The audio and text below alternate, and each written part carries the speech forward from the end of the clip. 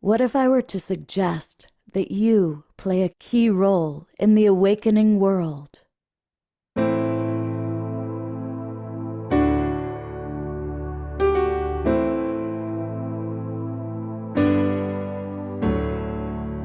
And that you are watching this because you have heard the call.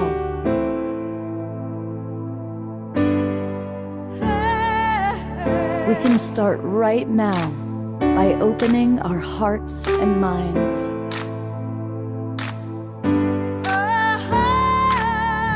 Welcome to the awakening world.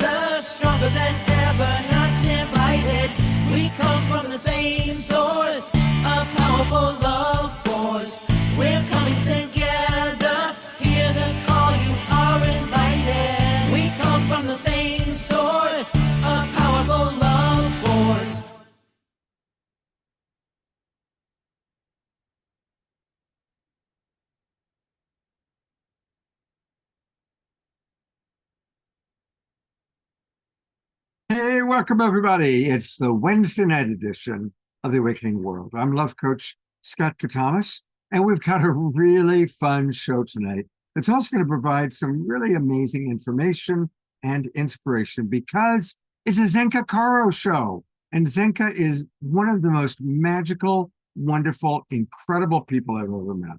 And she's going to share with us all the incredible things that she is doing with LightNet, including the launching of her Starseed Academy.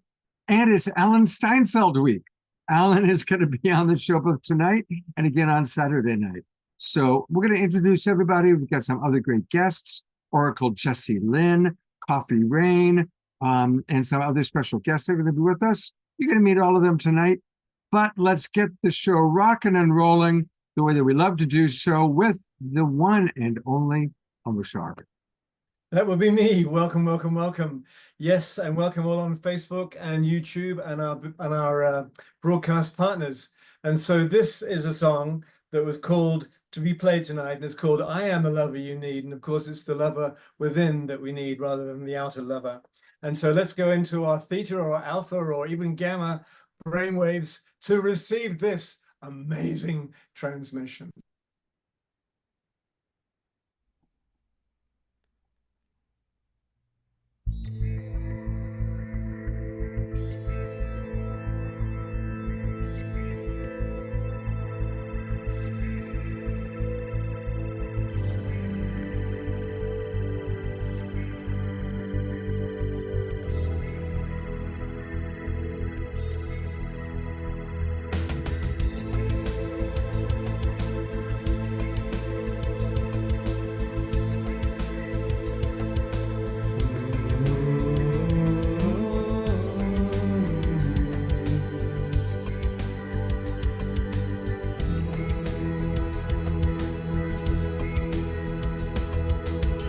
Where is the light in your eyes? Where is the joy in your heart? Why are you hiding from me? Staying locked in your doubts. My love is all that there is. Your fear is hurting you so. All that you feel, and that it's hard to let go, let go, let go, go, go, go, go, go, go, go,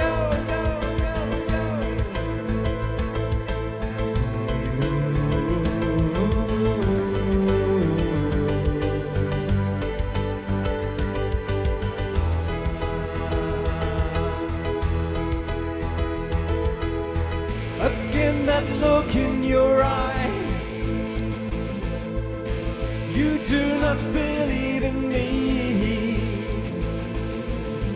You'd rather live in your dreams. I've come to set you free.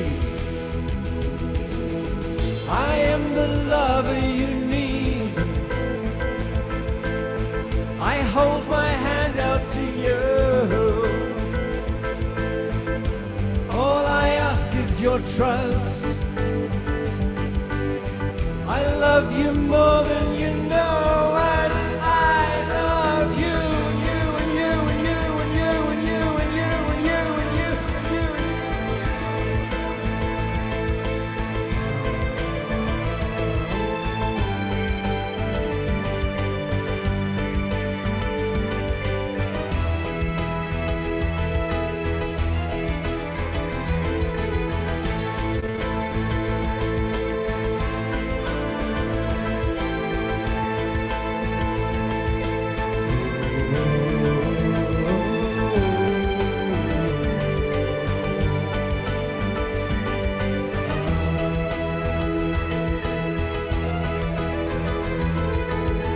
I see you longing for home. You need to feel you belong, and that there's purpose to life. Come back home.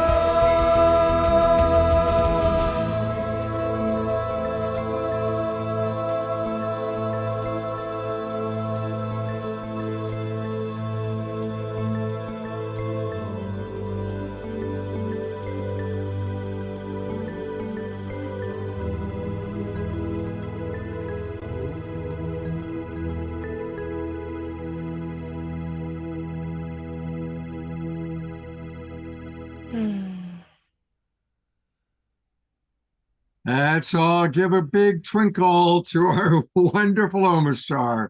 All And thank right. everybody for getting up and moving and grooving to the dance.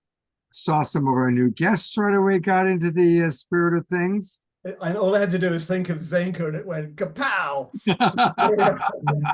Right, right. Well, we're going to have two more Omastar songs, but just want to, while I'm thinking about it, remind everybody the way to get Omastar is to go to Bandcamp. And so that's where all of his albums live. If you go to omashar.bandcamp.com, that's where you'll find his music. Let's support this wonderful, wonderful man. And he will be back with not one, but two more songs tonight. So it's a 3-song night. And it is a Zenka Caro night. You know, I first met her, I think it was 3 years ago when we were doing the Day Out of Time. I think it was around that time. Anyway, I met her and right away she was like, this woman is a trip. And then I got to know her and I can say we became friends.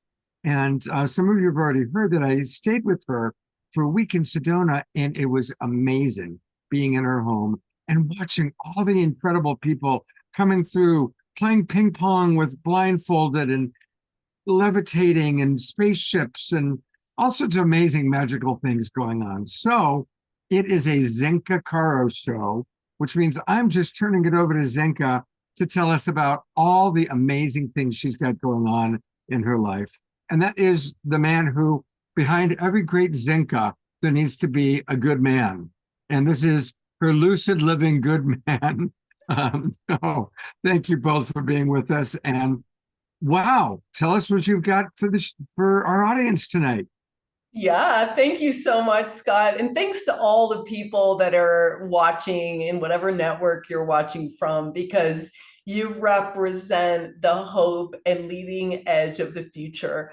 Positive content, recreating TV, standing for peace, standing for listening to all these different perspectives that come through this door to expand ourselves. And Osmar, that was an incredible song because it was just like pulling us out of this dream world, using love, putting that fear at bay for a second. And I love your background and I love music. You know, last night I was editing a video with the Hertogs, and they were just like, it's all about color and sound and music. There's things that we are doing as evolutionary leaders, all the people that are watching this and seeing this, you guys are doing things that are not yet able to be written down and cognized, as Alan would say. So this leading edge of this experience we're bringing to the world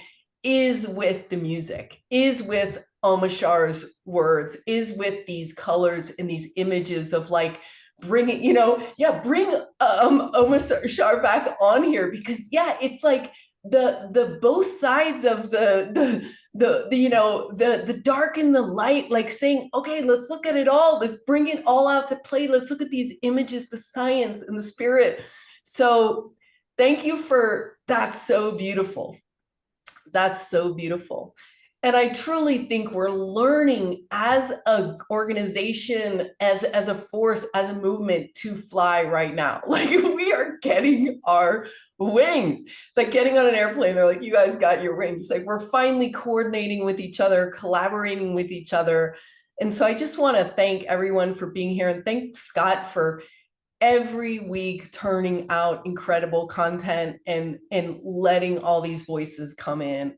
So really, really appreciate everything you are and do. Thank you.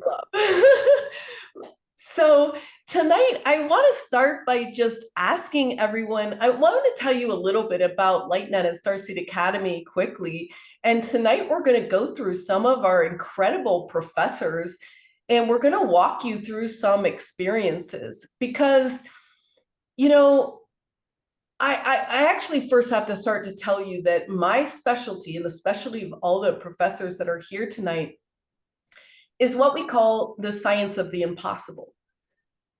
So our mission in the world is to expand out further consensus reality, expand out our belief in our potential as a community, as humans.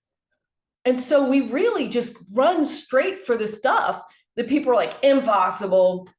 And I'm like, is it? Really? And that's where my deepest curiosity lies. And I want to inspire you during this program tonight to be as curious as I am about impossible, or what you've told has been improbable, or that's not likely to happen, or all these things. Because my deepest belief is that we kind of have been given an open blank slate here, where the edges are really not put in place. And it's up to us to not be the elephant that was chained. There's that whole story, like this elephant was chained to the tree at an early age. Then they took the chain off, and the elephant didn't go anywhere, because that's its box. And we're living in a box right now when the world is calling us out to fly, like Omashar's wings. Like we're ready to bring about a new possibility for us all, for the people that are in the worst situations, that are the saddest and the maddest, and all of us to living our dream lives. There is new possibilities.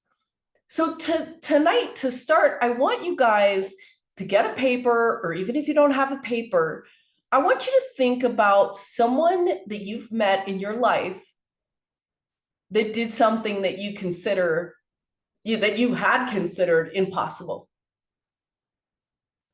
So think about someone that that you were like, wow, I can't believe they pulled that off. I can't believe they did that. So give you a second to think about that. Can be someone you don't even know.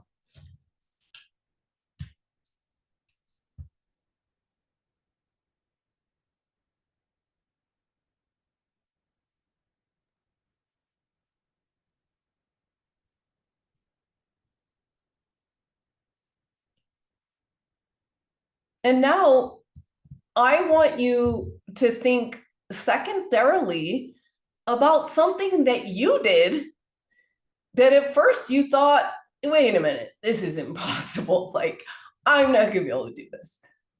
What was that thing when you were a little kid, or maybe recently, where you weren't sure, you didn't actually believe that you could do it?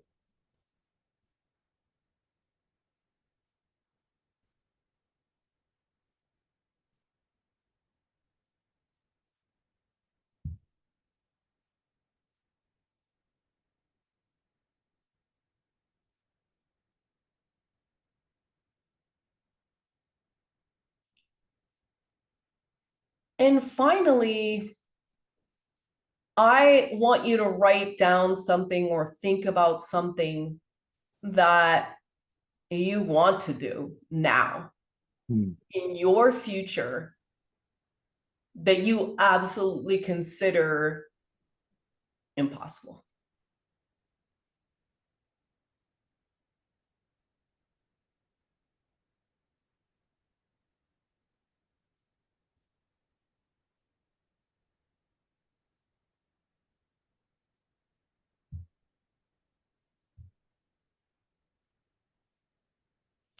And I don't know, Scott, if we can pull a few people up just to hear one of these three things. You know, we've got Dr. Laura saying almost my entire life has been one impossible experience after another. I'd love to know what Dr. Laura, what you mean by that. I would love to pull people up. So what I'd like to, what makes it easiest to know who wants to come up is if you go into your toolbar on your computer where you can do reactions and choose thumbs up or raise your hand. Either raise your hand, you'll see right there it says raise hand. And that means that you're willing for me to put you on camera to chat with Zenka and I. And then I know who to pull up. Plus it also puts you right at the top of the gallery. So who would like to share? And don't be shy. Well, I see Oracle Jessie Lynn, so I'm going to bring her up first. Were you fixing your hair? Or were you? Oh, you fixing your hair? I saw the hand going up, so I thought, okay, well that works. But I love it. Well, do you have while now that we spontaneously have you up? Is there a story? Yeah. I didn't ever think that you could teach people how to access their psychic abilities, and it turns out you can. And I actually try to do one impossible thing every month. I want to bump that up to every day, but that's a pretty big commitment. So far, all I've been able to commit to is once a month. And I feel that if we don't shoot for the impossible, then we're not using all of our God seed. We're not using all of our abilities. Beautiful. Yeah, that's beautiful. You know, I recently saw this movie called The Theory of Everything on the Airplane about Stephen Hawking's, and they basically told him they were forget it, man. He was a young man at Cambridge, and they're like, you are going to die in 2 years, period. And the love of his wife, Jane, and his whole drive to understand the unlimited nature of the universe caused him to live for decades. So sometimes we have these examples out of people that are really doing extraordinary things. And it is time right now to start incorporating that into your belief system. Mm-hmm. Because at Starseed Academy and LightNet, we say, if you can do it, I can do it. And that is the truth. We have learned hundreds of people over what Jesselyn said. It's not like you're born with psychic abilities or you're not. Oh, your mom was psychic, so you can do it, but this guy, no. We have been shocked, actually, at the fact that anyone have these abilities? And we're not talking always about special abilities that LightNet. We're studying a lot of different things that got us curious. So one of them is addiction. You know, I struggled with addiction in my life, and it was disempowering. I was unempowered, going, why can't I stop smoking cigarettes? Why can't I stop doing coffee? Why can't I stop smoking pot? Why can't I stop drinking? Like, I could not control myself. That is the opposite of empowering. And our mission tonight, and our mission in general, is to get you more curious about what you're disempowering yourself and how you're doing that in your life. Because one of the things we've realized is that your brain is pretty filled with the world opinion about certain things, just like Stephen Hawking's. Like, no one's ever been cured of that. So like, you are going to die in 2 years. That's just the way it is. So we take on all these beliefs and all these things, these circumstances.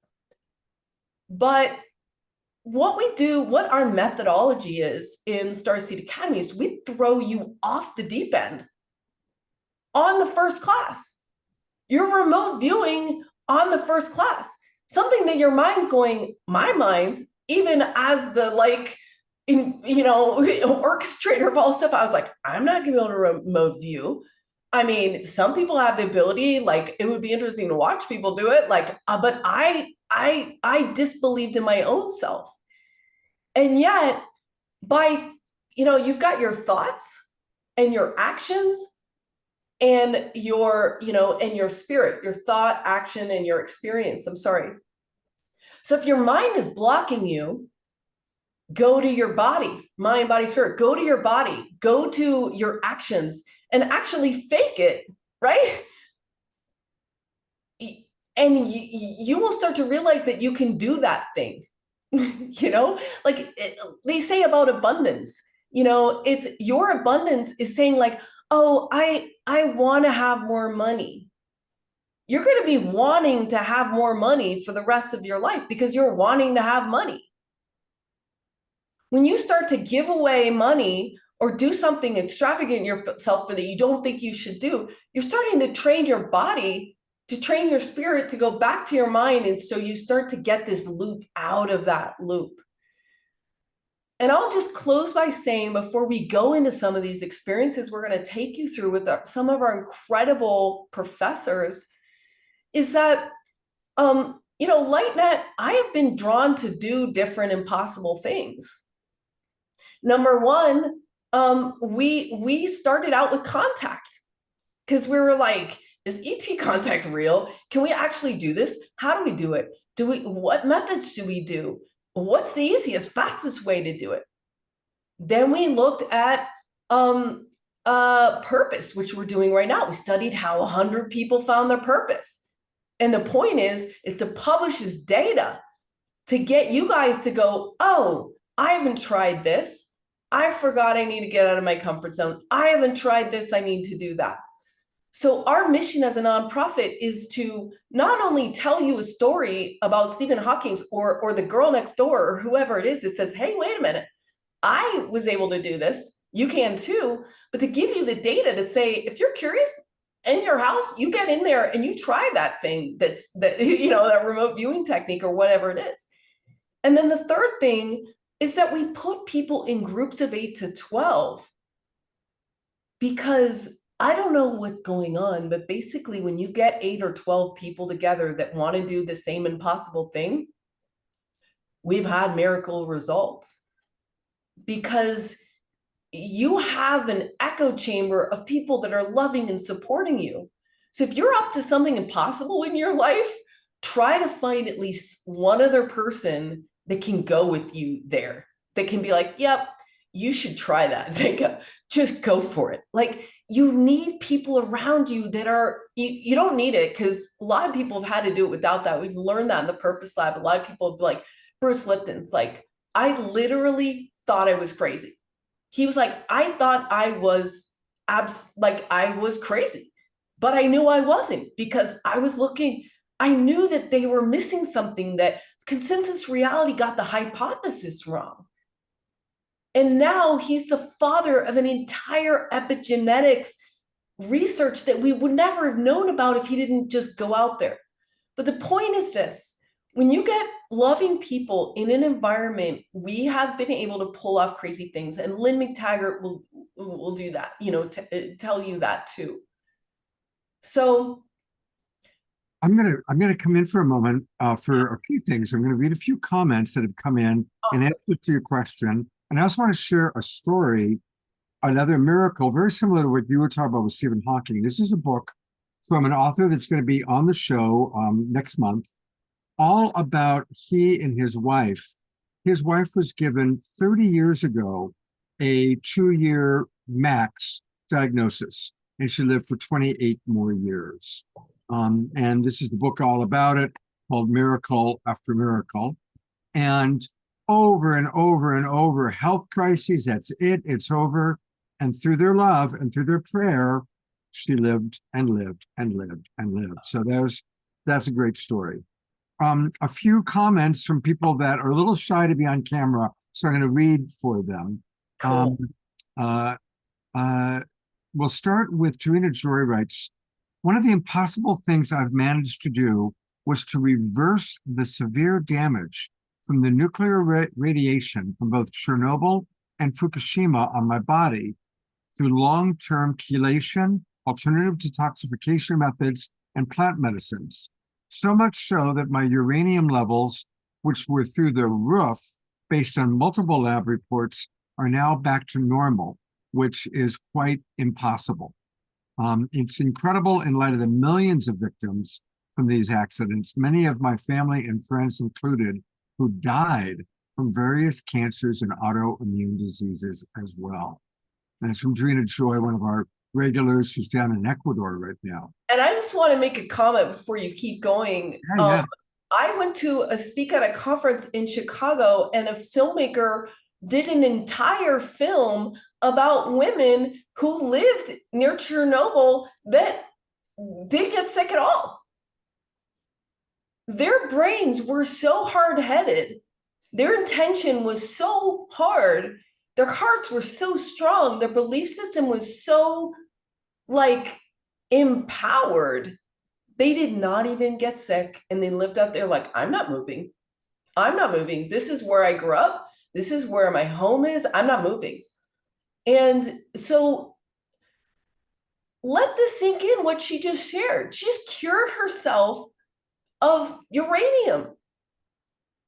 So I ask you to look back at the notes that you had of what you thought was impossible or not. And we're going to talk about some other crazy stuff. So just let your brain open up a little bit to consider that your curiosity could flip that whole thing around. I'm just going to read a couple more comments and then turn it back over to you, including there's a question for you. Charlotte writes, Dear Zenka, you are such a gift. My spirit needed you today. So that's pretty cool. Oracle Jesse points out that you showed her that she could bend a spoon. So that was a miracle that you brought in. And Dr. Laura does have a question. She says, remote viewers are some of the ones who have raised the alarm for a fake fear event in the skies next week, July 15 to 17. Have you talked to the ETs about anything like this occurring? A false flag event? Yeah, I have a very particular way of thinking about negative events that are going to happen or not happen in the future. And one of the things that goes along with the fact that you can create, do, be, and experience anything is that fear. What you fear, you attract. So I used to be all in the talks and the fight. And I did a lot of that work for a lot of my life and was looking at all those statistics, that news and all the stuff. And I stopped because I wanted to put my heart and my life force and my energy into the stuff that I wanted to come true around me. And I would, if I were confronting with that reality, I mean, the other thing you have to realize is not all bad things are bad. When you get sick, that's actually your body and your soul saying, are you listening? Hey man, can I get your attention? Like, I need to tell you something. You are off course. You need to adjust. So if something is going to happen on the 15th and 18th, let's hope that we learn from it, or let's pray or envision something or ask for something else to happen. Like maybe something beautiful could happen. So again, when you're loaning your belief, especially about something in the future, you're basically adding your chip to it, things going down and bad and whatever. I want to add just a quick riff and then turn it back over to you. And I know Coffee Rain raised her hand too, so we'll bring her up. Awesome.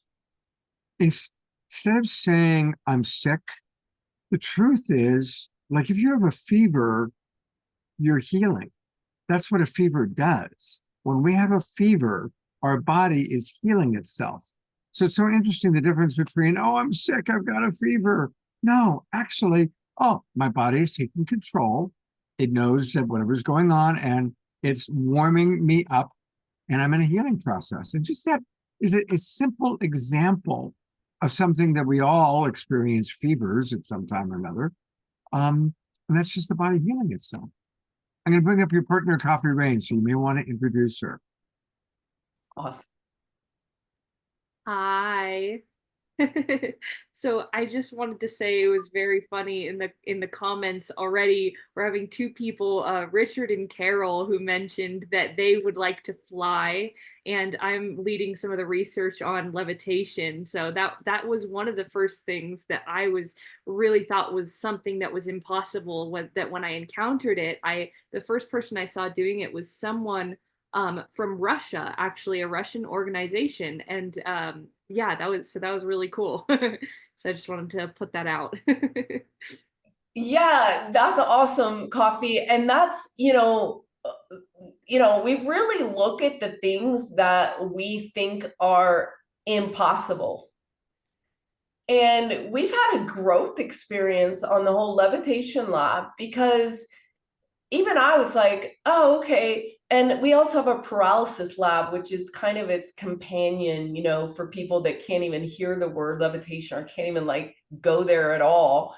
We have this paralysis lab, and both of them are equally impossible feeling, because the medical community is like, oh, you're in a wheelchair. We don't have medical, techniques that we can do to help you, to fix paralysis. And yet I danced with a guy that was completely paralyzed, in the love of his wife and retraining his brain and when his healer, he literally did that impossible thing. And I think if we can collect these stories, and the same thing happened with Coffee's levitation lab, it's I was like, I don't know. And then all of a sudden she's meeting people in the telephone store at T-Mobile. Zenka, I'm sorry not to interrupt you, but we just had Kathy say, I levitated from a horizontal position after a Kundalini awakening. So here we go. Here's another person who just found us, who levitated, and we run into these people all the time. So Kathy, you'll have to give me your contact information, because I definitely want to do an interview if you're open to that. But yeah. Right. And Omashar has a sharing. So I'm going to bring up Omashar. Tell us. Tell us. Well, I used to live in New Zealand, and I made a commitment to leave my life over there and come to the States to a metaphysical gathering. I didn't have any money, but I had keyboards, and I wasn't going to sell the keyboards because they were what I needed to use in the States to be at this metaphysical gathering.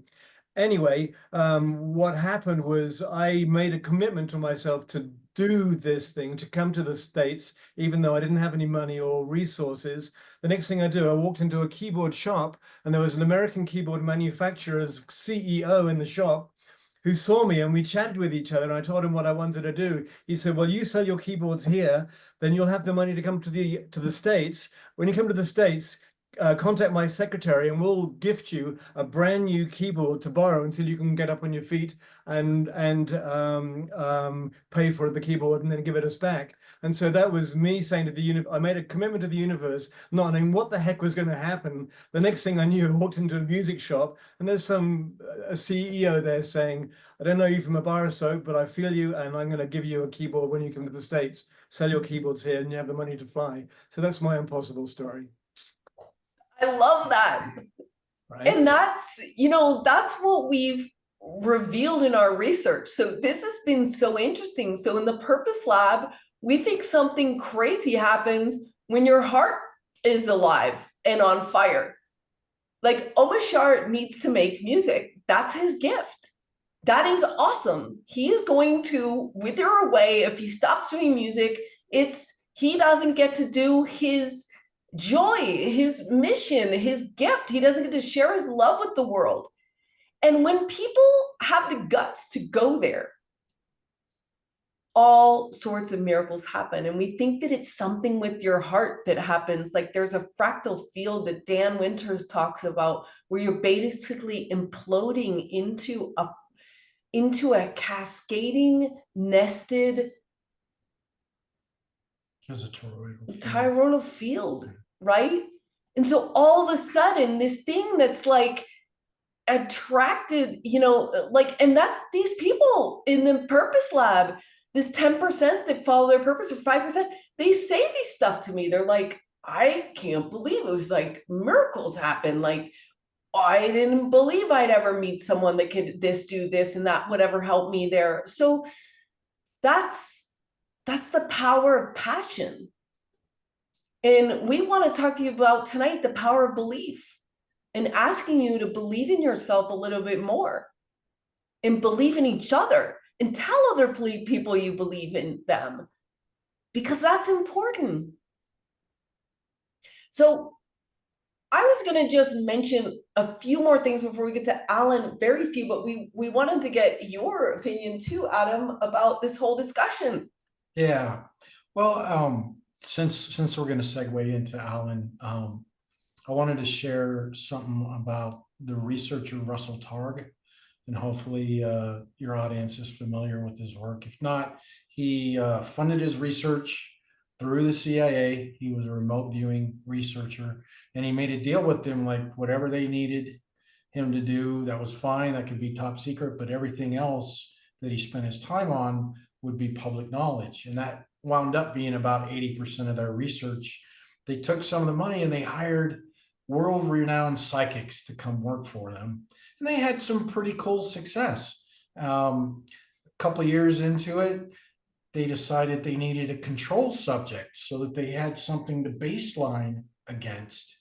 And they had become friendly with a photographer who had an office down the hall from where they were at. And she agreed, and she began to work with them.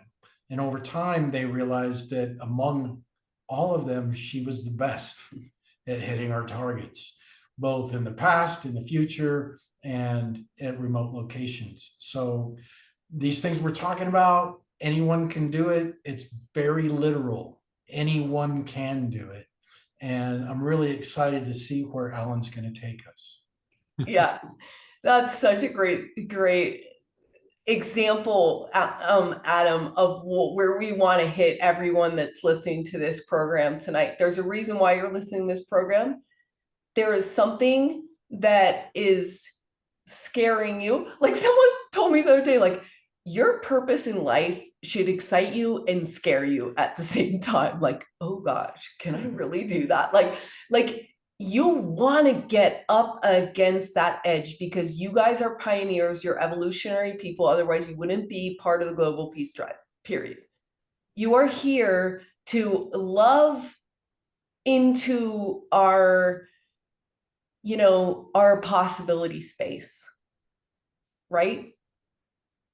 And I just want to close by giving you the fact that we're starting out LightNet with 5 labs, and we're just getting our software really polished and ready to open next week with our Starseed Academy lab research teams. So our labs are addiction, which we're going to be starting soon-ish. Purpose, which we've got running right now. We're going to open up teams in October. We've got Coffee mentioned levitation. So we've got levitation and paralysis. And they're really really important, because if we can get out of wheelchairs and levitate, and I'm telling you, we've met 15 people that can levitate. So it's really cool. And our software is designed to reveal the pattern, the similarity between 100 people or 8 people or whatever we have, right? So we want to deliver this very important, powerful consciousness, this belief, this data, this pattern, right? So that you guys can apply it to whatever you're doing, whatever feels hard for you. And the last one is the contact lab. And that's where we really started. And we started early on with Alan Steinfeld as one of our core team members and our core professors. And I just want to, in final, say that we only take 8 to 12 people in these, what we call research teams. And we call them research teams because Alan is not teaching you remote viewing. He's doing off-planet remote viewing. He's the only one in the world that's really focused on this as a practice and a curiosity. And we've had so many stunning results. He's been best professor so many times in a row, and he's proved that anyone can do it. And he's proved that as a group of 12 or more, we can actually explore places we can't even go to. Hey, talk about Libby, the woman who was in the class, because that was a miracle. Yeah, Libby is visually impaired. In other words, she cannot see the physical world. And she began to see the targets that Alan was proposing. And this happened again and again and again. We started seeing similar things on planets. And there's precedence for this. I mean, the Hertogs saw pyramids on the moon. There's people that have remote viewers that have said there's something there. And then science later said, oh yeah, we did find something there. So this opens a whole other realm of research and exploration that we can do together through Alan and through his incredible teachings and his things. And his class is starting on Tuesday. The 16th, July 16th. Be there. I think we have room for one more person. One more lucky person. And it's been really a learning process for me, teaching the remote viewing, because I didn't know what I was going to do when you said, oh, you want to be part of this. And then I wrote this book, Making Contact, and I had studied with Russell Targ, remote viewing, and then it just came together. Oh, I'm going to remote view for making contact off planet. It's just like, boom, because of your facilitation, Zenka, it came together. I have to say, Zenka is a miracle herself. I've been going to Sedona for 40 years, since the 1980s. Zenka shows up, I think, in 2021, and suddenly there's a community of people coming together that have never come together before. We didn't have the community that has rallied around Zenka and everything she's so excited about. It didn't exist in Sedona. And one of the things that keeps me coming back to Sedona is the community. And Zenka is the mayor. She is the one who leads the class. And people can bend spoons in her presence. That's the kind of energy that she has. And maybe we'll do some of that tonight, but thank you for the opportunity of working with you, Zenka. And yes, the remote viewing has been a really fantastic demonstration to me that it's not just that anyone can remote view, which means you're not using your local senses to see or hear or sense what's in the distance. It's that we are already infinite. You know, that's the thing that everyone can do, because we already are that, and we've been dumbed down in the matrix to think we're this very small little minded person. But consciousness is infinite, you know. It is not contained in the brain. I mean, they proved that. Eben Alexander proved that when he was in a coma. He had all these visions and all these sensorial, and he was brain dead, but yet he was having awareness. Anita Moorjani proved that in her near-death experiences. The brain is the local receiver, but as Bruce Lipton says, if your radio dies, it doesn't mean the broadcast has stopped. So the broadcast is always going. And, you know, you need a new phone, you pick up the phone, you dial in the same number, that same soul frequency, you pick up all your messages from the cloud. So we are infinite, and we are forever, and we are so much bigger than what we've been told. And this is really the Aquarian awakening, the Aquarian conspiracies, to stop believing the old dogmas about what we were taught we are. And like Joe Dispenza has demonstrated, we are tapped into the quantum field. And that quantum field is always flowing through us. When I studied with the Aborigines, they told me about dream time. I met them. I went over to Australia, not to really meet them, but I happened to, you know, connect with these amazing Aborigines. And they say their religion is dream time. Dream time is what happens to all of us when we start to lose that conscious awareness as we're falling asleep, and the images start to flow through our minds. And if we can become the observer of those images, we are in dream time. And that quantum field that's flowing as dream time is giving us messages of the future, of the past, of parallel dimensions, of who we are. I mean, dreaming is not what we think it is. It is tapping into these other realms that are vastly converging onto our mind field. So that's just a little background about how I approach remote viewing as an aspect of the infinite. And I always think it's so ironic that the CIA, because the remote viewing was developed because the CIA wanted to compete with the Russians because they had a psychic spying program, and then Stanford Research Institute hired Hal Puthoff and Russell Targ, Ingo Swann, who coined the term remote viewing, to develop a psychic spying program. But Ingo said, no, I don't want to call it psychic spying. Let's call it remote viewing. And that was a lot classier. And the CIA, in a sense, discovered the infinite, our God being. I mean, not directly, but I think it's kind of ironic that it's in conjunction with all that. And that's kind of a fast history of the remote viewing program. But for over 50 years, it's been proven that our five senses are not all that we can sense. And other people have proven that too. I mean, I'll do a remote viewing, but let's just do a demonstration with everyone here for a second. So just close your eyes for just everyone on the call and everyone listening, and feel your feet on the floor. Just put your put your attention at the bottom of your feet. So you're on the floor with your feet, whatever floor that is. Now, if you're sensitive, you can feel everything dropped. We just drop down into the earth base, right? You feel that? You feel how it's kind of gotten a little heavy, not in a bad way, but a little, because we're all on the floor with our attention on our feet.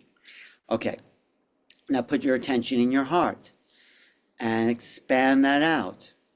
And you feel that expansion. You feel that. Okay, I'm just going to run through this quick. Now put your attention on the top of your head, right there at the top of your scalp. Just put your attention, however you want to do that, imagine it, intend it, feel it. Put your attention on top of your head. Great. You can feel a shift in the quantum frequency there. Now put your attention on the ceiling of whatever room you're in, or the sky. Put your attention on the ceiling of that room.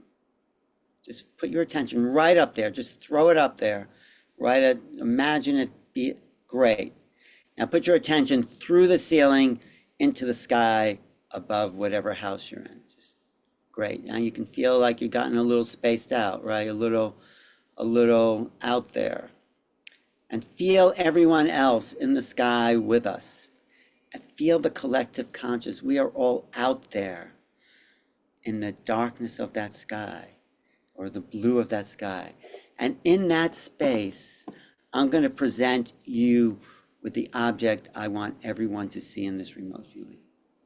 So I'm going to give it out to the quantum field out in outer space there, all of us floating out there. And we're floating. If you know you're floating when you're feeling a little altered, a little high, a little distorted. We're all out there together. And it's just a really kind of blissful feeling. Okay, now if you can, while you're out there, slowly open your eyes halfway, and you'll see you're in two places at once.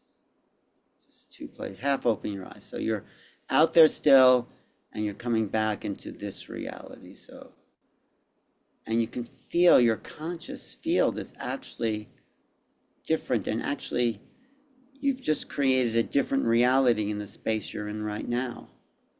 You've just shifted your reality because your field has shifted. Great. And I'm still a little dizzy actually, so great. Okay. Now open your eyes all the way and just get back into your body. Good. Take a breath. But remember where you've been and remember that feeling. And just wonder if anyone has any comments about those sensations, because they are sensations, but they're not five senses sensations. They're other senses we have. So anyone want to comment in the chat or a minute for people to write. So while right. we're waiting for people to put in their comments, Alan, there's a question for you. Maybe you can answer the question. Okay. And we'll see what comments come in. Dr. Laura wants to know if you can share some of the things that you've seen during your remote viewing, especially about ETs. Great. Yes, that's a really good question because we do that in the class. After we learn the basics of remote viewing, we go off planet and we go together. So, one of the things that we did in one of the classes with Zenka before I get to off planet is that we went to the black hole at the center of the galaxy.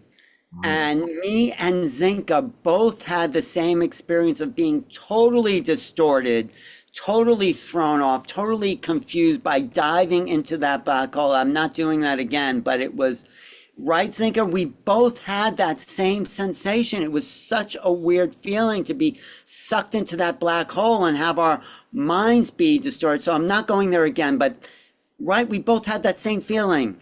Yeah, Isn't it was very interesting. And what happens in your teams is that, I mean, I was in the first session of your first group session last time, and everyone in the entire class got something correct about, I mean, this was before it would take like 3 exercises or so, but there's some sort of a group mind that emerges.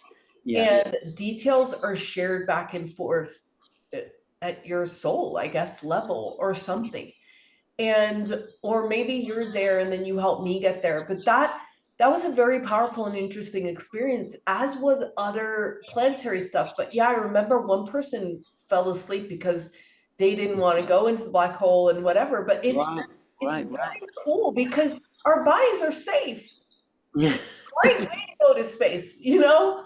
Right. And we want to honor the body. It's just that we're extending our conscious field beyond the body, which is also the field. But yeah, thank you. So I've gone off planet and see beings and gotten messages from some of these beings, and some people in the class got similar messages or saw similar non-human beings. I mean, I like to go to different places in every class, but that's after we learn the basics. So I'll just do a little remote viewing now. You think that would be good, Zenka? Yeah, let me just read some of the comments of what people experienced during your process. Good. Sylvia said that she felt various others out there with her, and you had asked us to see an object. So we have a few people responding. Sylvia said that she sensed a glowing sphere as the object. Carol Craig thought it was an elephant. Richard said he was thinking something round. I'll be honest, I saw a plate. I saw a round plate. Right.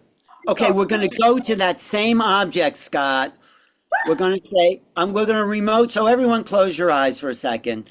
And I have an object in my hand, and don't think about what anyone said. And I'm looking at this object. You could see through my eyes, or you could feel and sense what this object is. So don't guess. The key to remote viewing is let your right brain receive. So you're going to receive it. So that means something's going to pop into your head, and it's good to describe it. Don't name it, because naming is a left brain thing. Describe it, what color, shape, texture, feel, all that. And those people who got those other objects, you can stay with that or remote view a little deeper, because there's levels and levels. So just write it down or draw it or something. And the key to remote viewing, like I say, I can't teach it to you, but you can learn it, is that the signal from the object is feeding your right brain all the time, as long as you have your intent on it. It's all about intention. And that's not an active thing. It's just a boom. So it's like a window opens up in your mind, and this object will pop in. But it's never what you think it is, because that's the left brain. It's something beyond words. But that's good. Okay, Dr. Law. Okay, so just take another minute and okay, write it down. But let me just tell you some of the things I'm seeing in the chat. Dr. Laura, who's Dr. Laura here? Is she on the screen? She's not on the screen. She's watching. Okay, color, purple, crystal glass, feeling. That's very good. Someone got white crystal type item. Great, we have a good class here. What else did people get? Anyone wants to say it out loud or describe it? Anybody want to just share? Anything, Zenka? Did you get anything? Adam, Zenka, coffee? Yeah, at first when we first did this, I got something round in blue, and then I also got a pencil come into my mind, so that was weird. And then Pencil came into my mind several I times. saw that. Yeah. But then I got really mixed up with my strategic mind, because you're like, I have it in my hand, and so my brain was also imagining like a crystal ball in your hand or something, or then a chain or something. So it's like, Right. when your logic mind gets involved, you are screwed. Basically. You're not in your left brain. I mean, you're in your left brain, which thinks it knows that. It doesn't know anything. It just thinks it does. We want to access this. So usually the first impulses are pretty close. So did you get anything, Jessica? Jesslyn? I got a pyramid too at some point, yeah. Yeah. Okay. No, you didn't get anything. Okay. Anyone else? Gold medal, pyramid, coin. Okay. I'll just do this fast because I know there's other people going. Okay. What was the first thing you said you got, Zinka? A blue ball. A blue ball. And Dr. Laura got a Dr. Laura, purple glass feeling. Okay. Yeah, crystal glass feeling. Okay. This is the big reveal here. It's this blue glass candle holder with a little, good job, Zinka and Dr. Laura. It just popped. How did you get this? Did it just pop into your head? First thing. It's the first thing. It's before you start thinking. So if you were here, I'd give this to you, but yes, congrats. So that's how you do remote view. You let it pop in. It's the first thing before you start thinking. A window opens and boom, it's there. And once everyone in the class can really tap into that immediate feeling, then we go off planet, because we can get a consensus on the targets that we know. Then we hope to get consensus on the targets we don't know. And that's where we start making contact. And that's where it really gets exciting. So And I want to acknowledge Dr. Laura, because she really had it pretty clear, and she said it did pop into her head. yes. And Charlotte said she thought she was thinking oval and kind of metallic. Omashar had picked up a blue cup. A blue cup, Omashar, you're absolutely right. How did you get that, Omashar? It just popped into my head. That's the right answer. It just popped into his head. That's it. You're the receiver. Your brains are senders and receivers. Most people are sending thought all the time and they're not sitting back and receiving, except if you're an artist or an intuitive and you're a musician. So you received it. It popped into your head. And don't analyze. Yeah, right. Because if you start thinking about it, then your mind gets in the way. But great. Thank you. This is a great class, Scott. Really good. Good. All right. All right. We'll do more, and it's so much fun because sometimes in the CIA, groups would work together, and they would one person get a little piece there, another person get a little piece there, and we go to locations. And one of the bullseyes of the targets was someone got a big what was it? A big sort of arch, and someone else got a river, and then someone else came up with must be St. Louis, and it was the arch in St. Louis. That's what I call a bullseye in target practice.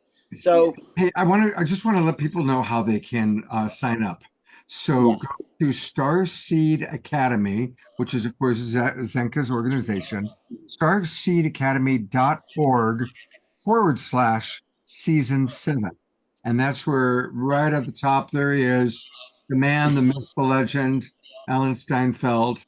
And that's where you can apply to be part of his remote viewing class. And it starts next week. I think we have one space left, and we'll do more. We'll do more as it keeps evolving, but it's really fun. I always learn. Thank you, Zenka, for the opportunity, and Adam for holding that space, letting it happen. And Scott, we should do more of this. I have to say it's related to what Jeslyn is teaching because you're using a similar muscle because you're receiving. So this is all about building a sacred academy, an actual mystery school. This is what I really think the great vision of Adam and Zenka are doing. We're training people to be the great beings that we were meant to be. And so doing the impossible is just a small piece of that, but doing the unimaginable is even better. Yeah, it really warms my heart that I tend to associate remote viewing with military operations, and because that's what was trained and that's what it's used for. And even missing persons and things that aren't so fun. So it warms my heart that we're actually doing this to teach ourselves that we're one, that we're unified, and that we can do amazing fun stuff like explore space together. And as Jesslyn comes on, she's going to show you, she actually does this to help people heal. She's a psychic. So when someone is coming to her because their heart is hurting, because their life is hurting, because they're questioning or searching, or maybe the things are going great and they just want to know their next step, she's got that listening muscle worked out. So this isn't abstract, stuff. This is helping you tune in like Omashar is doing, I'm sure, when he writes his songs. He's tuning into that thing, that knowing in you. And so, Jesslyn, thank you for all, you're a master of all the modalities, of all these different things, of your intuition, but so much more: light language, remote viewing, tarot cards, healing people, psychic readings, like all these things, because they're from the same gut thing that we want you all to tap into, because this is the non-logical brain that's here for you. So thank you, Jesslyn, for all you do. And your team, research team, is so great because they get a cornucopia of a bunch of different techniques that they're learning to really tap into this so they can use it in their lives. Yeah, it's interesting because I call it a muscle as well, even though it's not technically a muscle. So we all have a pineal gland in the very center of our brain that they have learned have a bunch of crystals all in there. And as we know, crystals are senders and receivers. That's why we have crystals in all of our technology. And so the muscle, the act of we strengthen that muscle, is actually activating your crystals. And so we can activate our crystals using all of our 5 senses. And so that's why we go through all of the different senses, because they're all the different clairs: clairvoyance, claircognizance, clairsentience, and so forth. And so it is the 6th sense version of each of those. And so you can activate different techniques or different abilities through different senses. And I would love to play a telepathy game with you guys if you guys want to play. It seems like everybody's tapped in. I was like, yay! That's so cool. Yeah. And before you start that, I just want to interject one quick thing. So in Alan's team and also Jesselyn's, the way that it's also experiential. So if you don't get the target, it's fine, because you start to go, what did I do that? And then when you get it on the second or third time or whenever you get it, you go, oh, I was trying to smell it first and that gave me the thing. Or, oh, I know it's the first thing that pops in my head. So you're going to start to know where you're getting your information. Right, you get to look at your own mind. Right. Yes. Maybe you see it first. Maybe you hear it first. Maybe you smell it first. Everyone's got a different orientation to it. That's right. You get to understand. You get to understand your own mind, and what also gets in the way of your mind. You make these associations, get off track. So the feedback is so important, as Jesselyn knows, to understanding the target, because you start to see the alignment of thought and where it's not aligned. And it's an inner practice. It really is. I just want to say, I use it all the time. I say, okay, if I have this for dinner, how will I feel? And you can check in with your body, your remote view of the future, having eaten that, and see, did that make your body feel good or not good? And I just did this tonight. That's genius, Alan. Yes. Well, it's here for us to use for any way possible. So thank you. Yeah, and I love that Carol was mentioning about the fluoridation in the water. You know, there is, even though you can be super tapped in, there are certain people that have a little bit more calcification of their pineal gland. And so the very first class is going into what to do, what not to do, and how to decalcify the pineal gland. Because even though some people in different zones in the world, they happen to have more fluoride in their water, so we have to decalcify that. That's why the first week is really all about how to activate your crystals. And so through this practice and through avoiding certain foods and also eating other foods will help make that process happen faster.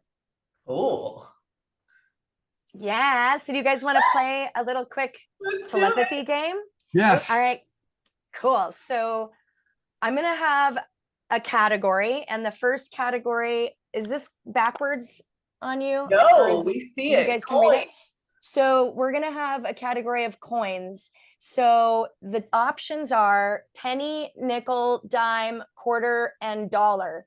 So what I want you to do is put your feet flat on the ground, elongate your spine like there's a string pulling your crown up. Go ahead and roll your shoulders forward, up, back, opening up your heart chakra, and take a deep breath into your heart through your nose, as deep as you can go. Letting it out your mouth. Pushing all the stale air out. Push all that stale air out. Breathing in as deep as you can through your nose, right into your heart. And now ask yourself to fully tune in and fully receive this message, this coin that I'm going to send to you, and breathing it out. Breathing in all the way in through your nose again, right into your heart. And hold it. Sipping a little bit more air. Sipping a little bit more air. Put your hands on your heart and intend to get this answer that I am going to be sending you. Go ahead and let it out. So I'm going to give you an option between penny, nickel, dime, quarter, dollar. So I am sending you it now. And go ahead and put it in the chat when you see it. It's usually the first thing.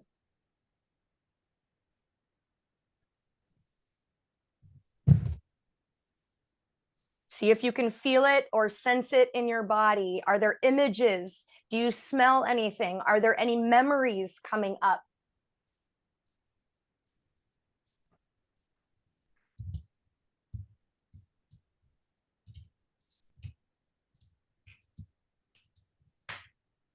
All right, I'm going to read some of the things. Okay, cool. So we have, is it Nyla?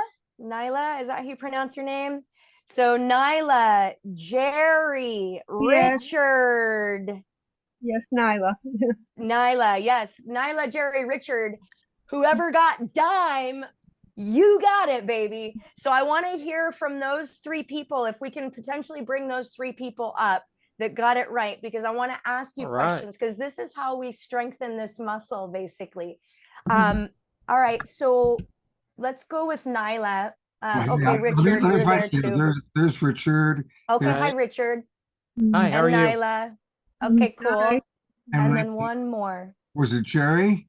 Yes. It was. Okay, here's Jerry. Yeah, Here he is. yes.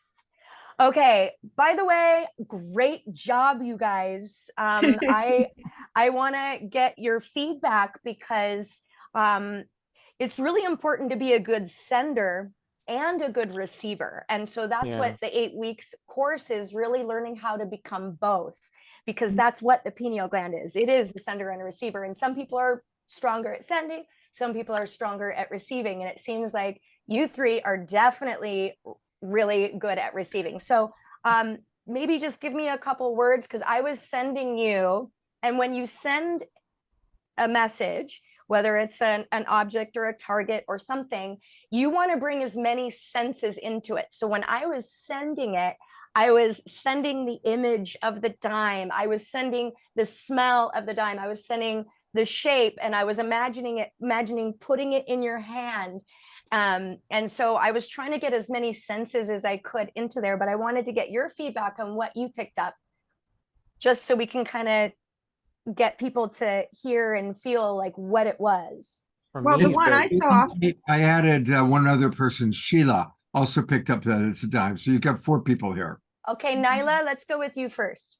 yeah, the one I saw was a kind of old and tarnished, and I saw it like from an angle, like it was tilted away from me, and it was it had these gray patches, like it was very, very old.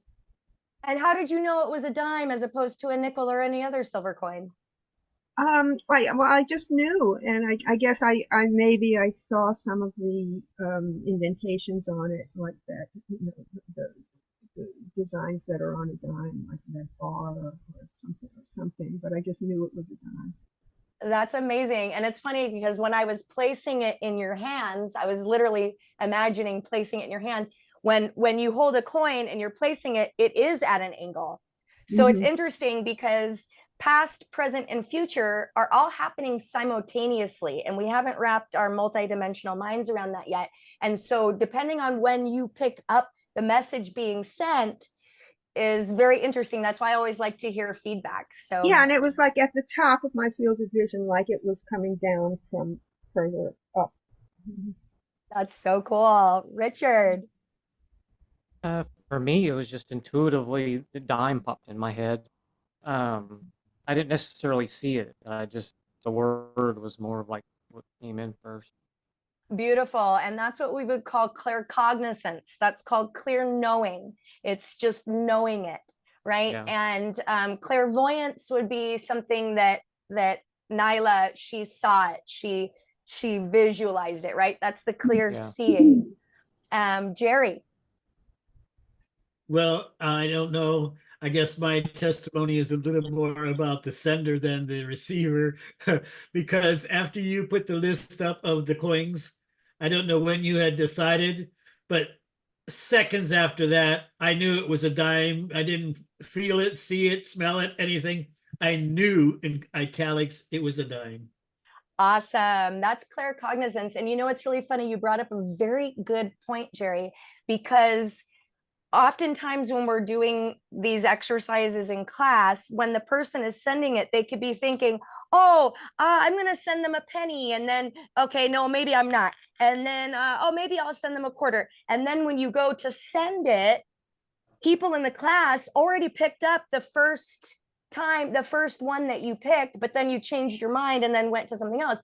Because again, past, present, future are happening simultaneously. So I picked dime, and I also picked the next category as well before we started this call, because I didn't want any of the lines to be crossed. And this is actually a very important thing. That's, what Alan was speaking about, intent.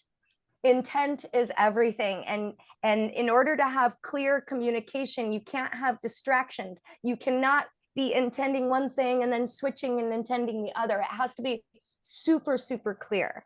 So that's a really good point that you brought that up, Jerry. Yeah, I picked that out before we got on this call because I didn't want any crosshairs. And is it Sheila? Yeah. It just came to me mentally. And I kept thinking maybe it's one of the others. I kept thinking how nice quarters are. You know, they're big and I like quarters. And I kept thinking, no, stick with what is coming through. And it was just consistently a dime. So yes. And I never think of myself as having these abilities. I'm an artist, I'm very visual, but wow, that's a surprise. Yeah, and I love the point that you made, Sheila, is that you instantly knew, and then your mind, right, the left brain, the logical side, well, maybe it would be a quarter because quarters are this, and I have a relationship with quarters, and la, la, la, la, la. But the fact of the matter is, because you're an artist, you're used to exercising that muscle of listening to your first instincts. Yeah. And that's really by practicing these type of games, you actually strengthen your intuition and you actually strengthen your connection to your own source seed, which is actually, you know, we're just little projectors here, right? We're just like these little holograms. And, you know, that's the coolest thing I think about LightNet and everything that we're doing is that people think that this is not possible. And the truth is that it is our birthright. It is our birthright to have access to all the everything, all the information that ever is and ever will be. Beautiful. Thank you guys for sharing. Can we do one more time? Yeah, I'd love to share. I'm off camera. I'm sorry, but I had such a powerful experience. I just want to share it. So the moment you said, clear, and I'm going to send you one of these 4 things. This small dime, really bright, really clear, a little bit dark, but clear. I don't know how to explain it. Like with a darker edge, but white or light in the center. Really strong image of a dime just went shooting towards me and like into my head. But you haven't yet said you were sending it. So then I thought, oh no, she didn't say she was sending it yet. Oh, okay. Well, let me try to free myself of that dime. And I didn't want to let go. And I said, no, let me get a blank slate or whatever. That's somebody else's words, but anyway, I'm taking that up. But let me get clear of this. It wouldn't let go. And I thought, what about a quarter? It wouldn't let go. And then you said it anyway. So that was my experience. I just wanted to share that because it was so strong. It like took me by surprise. So I'm an artist also, or was an artist, and I'm also a vegan, which I think makes a difference and stuff like that. But anyway, thank you. Just wanted to share. Thank you. It was so strong. It was so powerful. It just took me by surprise. So thanks. Thank you for sharing. Thank you for all of your generosity and being vulnerable to share this. And when we do share our experiences with each other, we actually activate each other's consciousness.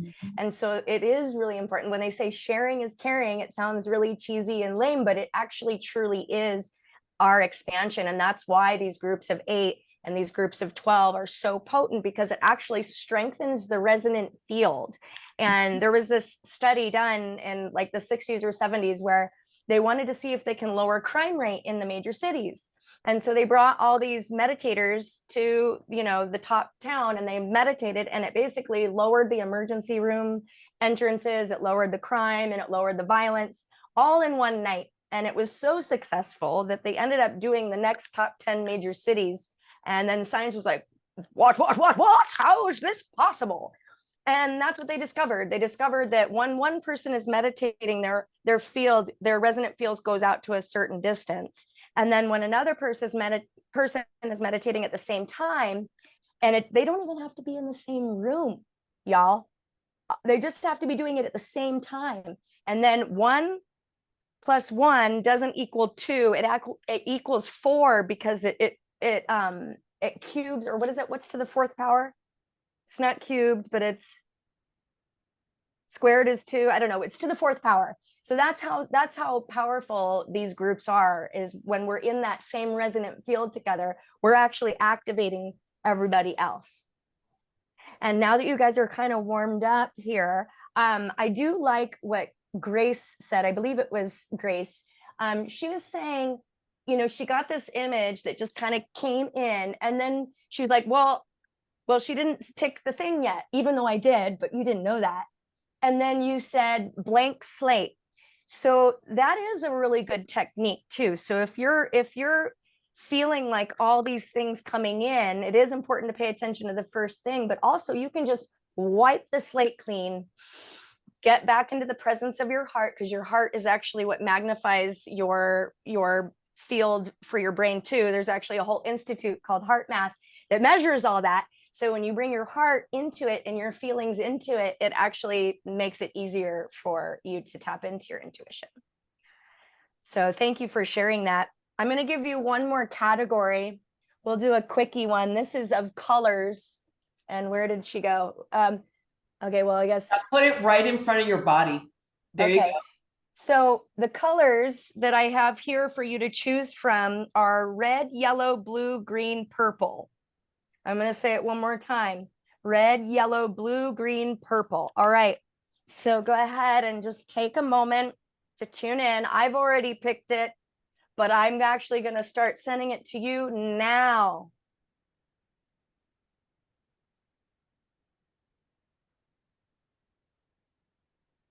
And if you have it, go ahead and put it in the chat. And if you're confused, you can always ask your higher self or ask your heart to tune in and ask your heart what it is, because your heart always knows. Our heart knows even before our brain does.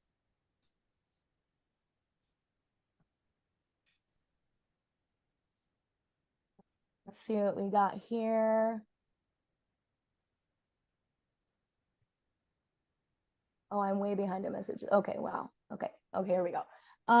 Okay. All right, so if we can bring up to the screen Susan, Zenka and Adam, Roger.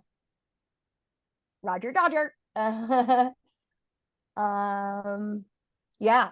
So yeah, let's bring up these guys. So the color was yellow. That was the color I was sending.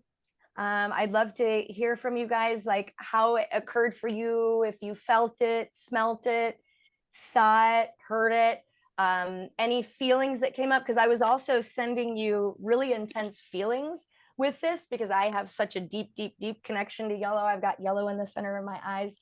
So I was also sending sunflowers. I was sending, you know, the bright sun. And then also in my mind, quietly, I was saying yellow, yellow, yellow, yellow, yellow, like over and over and over again, because some people are clairaudient, right? Clairaudience is one of the least developed skills in all of humanity. And I think it's when we changed the frequency and the tuning to public radio to 440 hertz. We used to only play 432 hertz with music, and then Hitler did all this research and discovered that people are more controlled with 440. So then they made it a standard, and then it was so successful. Then the US adopted it with Rockefeller and blah, blah, blah, blah, blah. But anyway, who would like to go first and share? I actually felt it. I did feel yellow. It was the first thing that came in my mind, but I also just felt it. Like you said, that's weird that you said that, because that's what was going to be my answer. Like how I felt it. And that would be what we call clairsentience, where we feel it in our bodies. And I would say that's probably the most common clairs that we have, besides claircognizance, but most people can feel it in their body. And that's where what we would call the gut instinct. Oh, I feel it in my gut. That is clairsentience. Beautiful. Yeah, I was sending some powerful yellow. I also felt yellow. Yeah. And when I just a question, not to try and like pick your answer, but what do you mean? How did you feel it?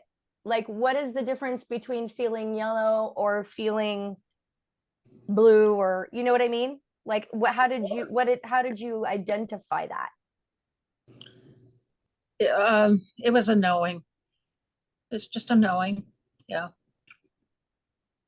For me, it's Beautiful. Whereas I visualize it. So I Okay. visualize yellow. Awesome. So you saw that. Yeah. And when I was sending the sun and the heat, I was sending like blazing sun, like melting, it was like 109 here in Sedona today. So I was like blazing. Yeah, it's 109 here too today. Wow. Whew. What about you, Karen? Bottom left button on. Yeah. Yeah, I've got it. Gosh, it was like a few things. Initially, it was a feeling because I'm a strong clairsentient, but then I was like just really tuning in more, and I actually saw yellow, and then I felt like it was a knowing. So I would say sort of three of the. Awesome. Beautiful. And Karen, I love that you said that, because the reason why I ask you specifically, because the more we can learn to identify how we receive and perceive information, then we can start expanding that. And my goal is that everybody will be able to access their intuition through all 5 senses, because ultimately that's what we're here to do. And so that's why it is important to acknowledge and pay attention to how you receive that. So thank you for noticing that, Karen, because that is important. And most of the time we do pick up information in different senses, but it's whatever the strongest one is the one that we mostly identify with. And so that's why we go through 8 weeks, is so that we can strengthen those other aspects. We have another yellow person. Oh, Tim. beautiful. Yeah, Tim, I'd love to hear. Oh yeah, all I saw was just yellow, like just a yellow screen in front of me. I'm a real big yellow fan. I'm a glass blower. I love the color yellow, and all I saw was just yellow. Yay! It was a visual. Oh, beautiful. I love that. Wow, you guys. Yeah, after after Alan did his remote viewing, I was like, this is going to be a good class. I was like, oh, good. Yay. Everybody here is tuned in. Well, of course, what do you expect when you're all part of the same global tribe, right? It's like, and again, we're only getting stronger. We're only getting better. And so telepathy is just one of the aspects that we go through in my 8-week class. So we will also be doing remote viewing, but it's more like practical remote viewing. Like if you lose your keys, you need to find your keys. If you lose your wallet, you need to use your wallet. Or if you have kids that you haven't talked to or are estranged, you can check in on them and make sure they're okay, So the remote viewing that we'll be doing is more practical and like more everyday stuff. And then also we're going to be tuning in with our frequencies using our own chamber, which is our heart chamber, and tuning in with our vocal cords and our heart, and uniting our heart and our mind to create frequencies out of our mouth, which is called light language. And so learning how to channel frequencies through your own vocal cords that heal you, and also coincidentally heal the people that listen to it.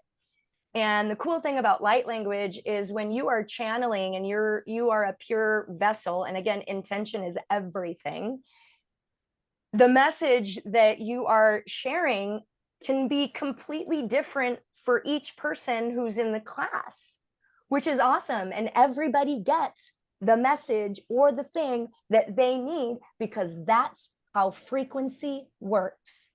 Tesla spoke, if you think of the universe, if you want to know the secrets to the universe, think more in frequency, vibration, and resonance. And so learning how to use your very own gift from source, gift from universe, to be able to channel healing frequencies for yourself, your loved ones, and friends is magical. And we have a couple spaces left. So I would love to have you join us. And I'm just super excited. put the link in where they can join. And I've gone ahead and pulled up your book, The Path of Least Resistance. So while I've got that on camera, and this is something we can get on Amazon, tell us a little bit about that. And if maybe Zenka can put into the chat box the link to where people can sign up for your course. Beautiful. So the link to sign up for my course is the same as Alan's, but you just have, like, when you see Alan's face in the first page on the first thing, if you keep scrolling down, my class is below that. Okay, so I'll go there right now. There's Alan. We are scrolling down. There you are. Boop-a-doo-boop-boop. All right. So for everybody watching, because most people watching are watching on YouTube or on Facebook, all the different groups and pages. We go out to about 100 different groups, Jessie Lynn. So I'm going to read it slowly for people. It's starseedacademy.org/season 7. starseedacademy.org season 7. That's where you can learn about Jessie Lynn and rapid intuition and what we talked about earlier with Alan Steinfeld. And let me see if there's anything else down here. Yeah, it's all of the classes that we have. Yep. Art. Wow. Okay. With coffee coming up next. All right. And there's the man. There's Adam, Mr. Zenka. So lots of good things happening there. Is there anything you do want to share about your book? Sure. Yeah, thank you so much. And first of all, thank you, Scott, for having us. This really, like, my passion. I believe. I believe that when everybody is tapped into their higher version of themselves, this planet is going to be transformed in a second. And so doing these little things, no matter how silly or trivial they may be, learning to remote view off planet is actually making our planet a better place. Learning how to send and receive telepathic messages is actually making our planet a better place. So, and just as far as my book goes, I wrote my book because I do coaching and I teach people how to live the life of their dreams. And I've been doing this successfully since I was 14 years old. And people would always say, well, how do you do it? And basically, I put together this book that allows you to align your spirit, body, and mind so that you can actually use all three aspects of yourself to get exactly what you want. And I wanted people to be free of their childhood trauma. I wanted people to be free of the constraints or the old programming or the patterns that have been put upon us or that we've even put upon ourselves, so that you can have the freedom to be able to live the life of your dreams. And when you're living your purpose with your passion, everything changes. And so this is a book to help you do that. So I don't even need to be present. And that's kind of what I wanted to do, is to be able to give, some people are self-starters, they love to read. And I wanted to be able to have a manual. It's basically your manufacturer's instruction manual that they forgot to give you at birth to help you live a happy, healthy life and fulfill your purpose. Wow. All right, well, I'm going to put that in the chat box for our Zoomers. Again, for anybody watching on Facebook or YouTube, just go to Amazon, and it's called The Path of Least Resistance, or put in her name, Jessie Lynn Desmond. And I'm going to go to Omoshar for a song, and while he's playing, everybody can order your book. So there you have it. Thank you, Scott. Those who are dancing, where are you, Omoshar? There he is. Hey, bro. That's psychedelic. Yeah, it's because Zenka said about color, and I thought, what shall I choose next? And here's some color for you. She asked for color. You're giving us color. Because everything does transmit through color and sound and vibration. And we intrinsically know that. We've just been tuned out, and we've been relegated to our 5 senses. And of course, there's probably at least 55 senses. And with that, here we go. Here we go.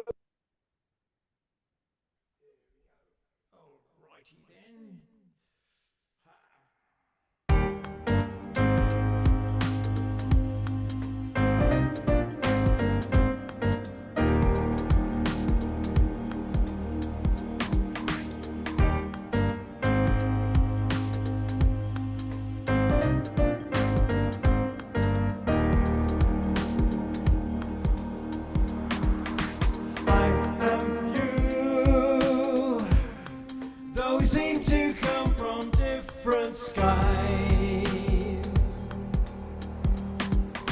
And what is true is a love that shines right through your eyes. Yes, we are here and now, and it's time to leave the past behind. So take me by the hand, let us walk across this sacred land. Sing along. I am you,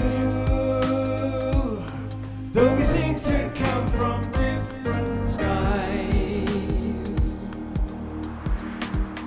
And what is true is a love that shines right through your eyes.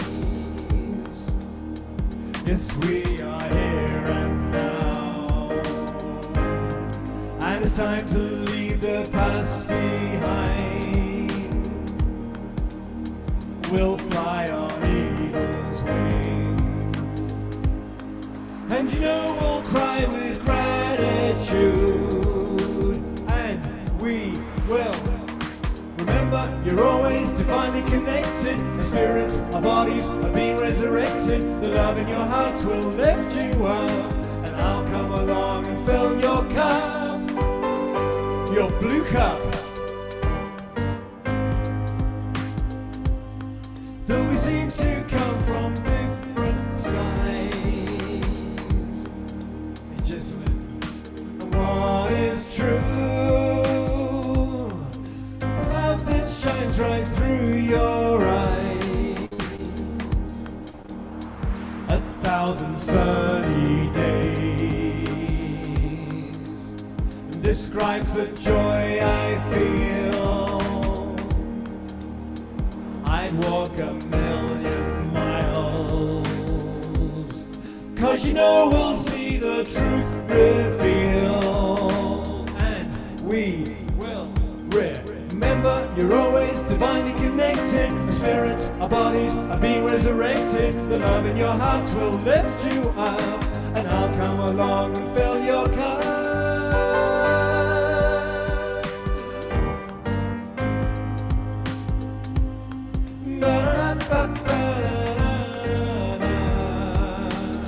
One more time. I am you, though we seem to come from different skies. And what is true is a love that shines right through your eyes. Take it away.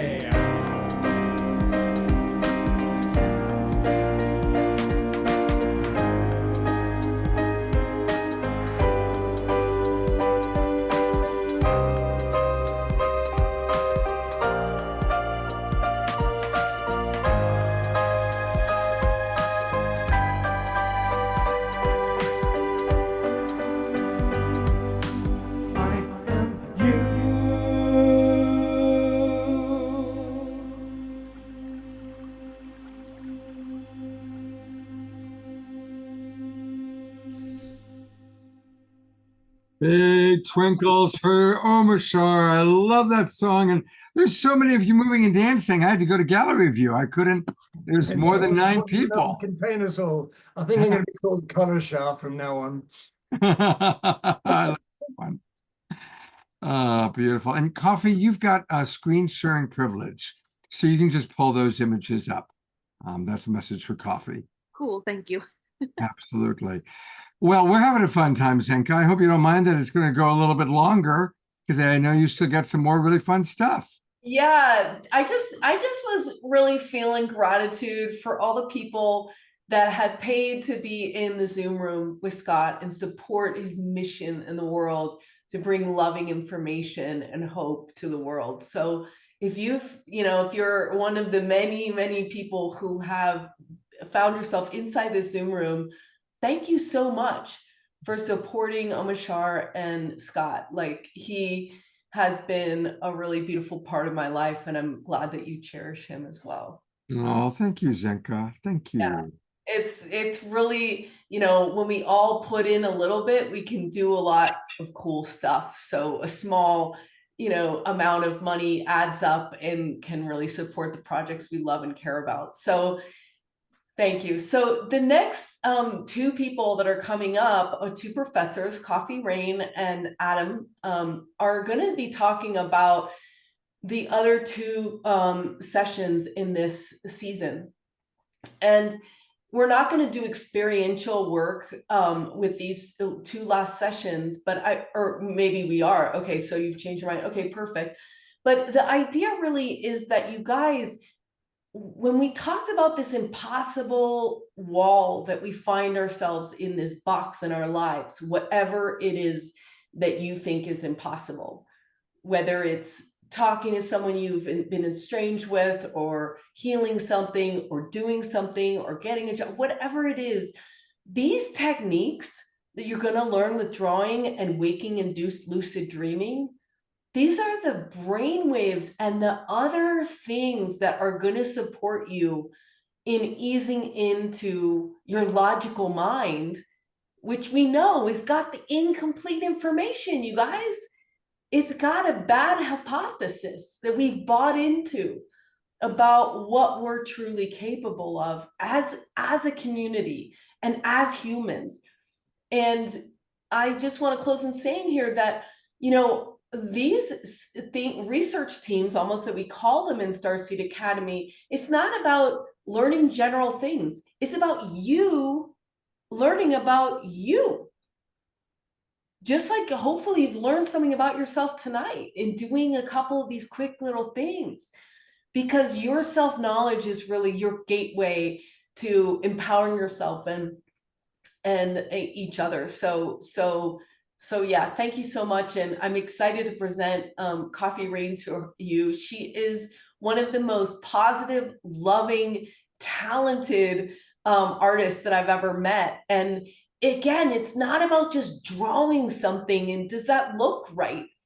It's about producing effects and your intuition and your knowingness onto something that you know you're connecting with that part of your brain. And some people even believe that the cave drawings are not them saying, oh, I did this and this is what the animal looked like. They think of it as projecting themselves into the future of what they want to happen.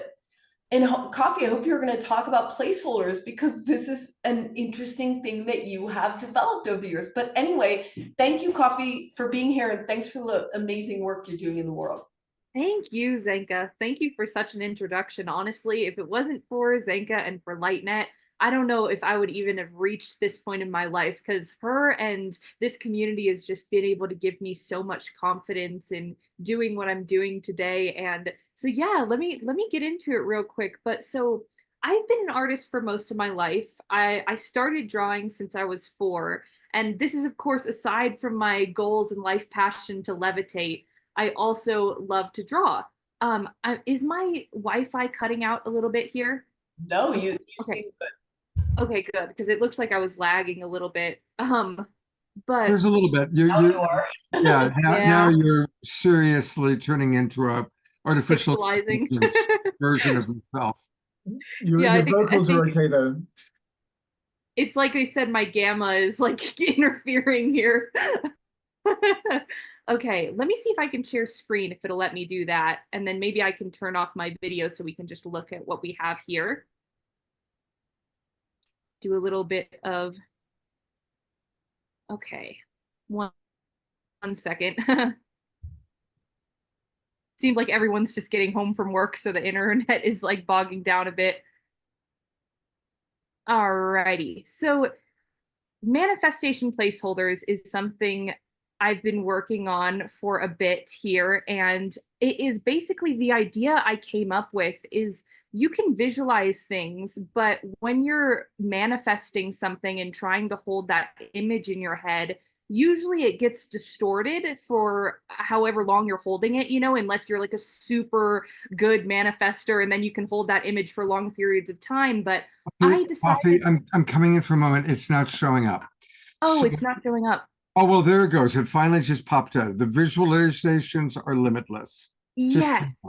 Okay. Yeah. Okay. So manifestation placeholders is basically literally what the name is a placeholder. So you get this idea of what you're trying to manifest. And if you're an artist, you can draw it.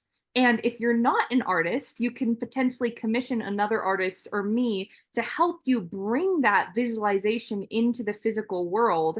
And so that's some of the things that we're going to be covering actually in my class, which I think is really interesting because I want to give people the ability to channel through these frequencies that you're connecting with. But most importantly, like what we love to focus on the most here is, of course, ET contact and lots of the other metaphysical ways. But what the activity that we're going to do today is going to be kind of interesting. I want to ask everybody if they can see my screen here with this Canva thing. I have the pick an artistic medium. Can everybody see that?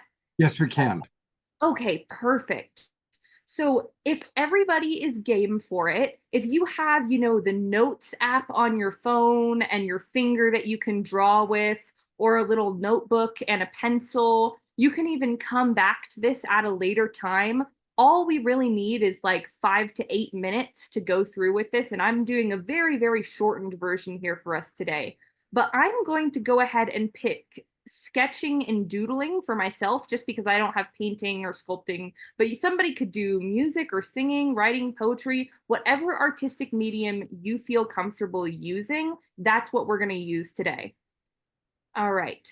So I am just going to go through 3 simple questions here because we are going to do an exercise where we are going to channel our inner child to help us to connect with these etheric energies and bring through something new. We're going to channel from our childhood, from our child self. And this is like one of the first things I like doing with people because it actually gets to the root of unlocking some of your creative abilities. So where some people feel themselves suppressed is usually because they have come in a blockage with not allowing themselves to play. And playing is so important as a human and a creative, and connecting to creativity and like the essence of creation itself. It's one of our human birthrights. And it's why we're able to bring things, from these etheric planes onto the physical plane.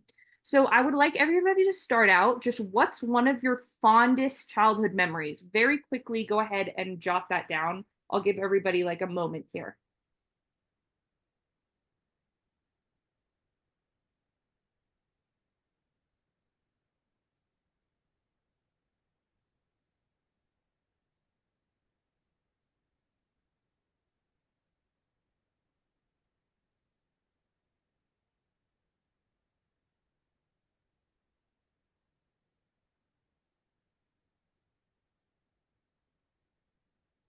Just a few more seconds.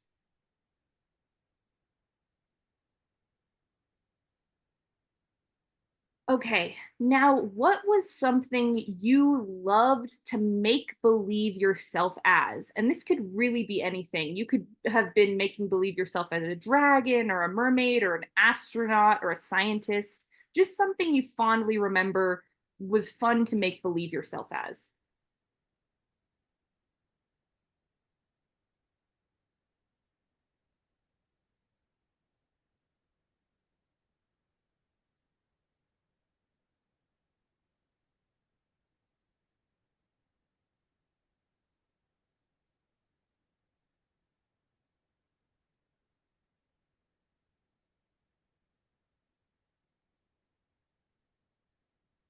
That's great. I'm loving some of these comments. All right, so next is, who was your biggest inspiration as a kid? And this can be someone real or fictional. So this could be from a favorite video game or a character from a TV show, superhero. You know, it could be your parent, it could be someone you knew.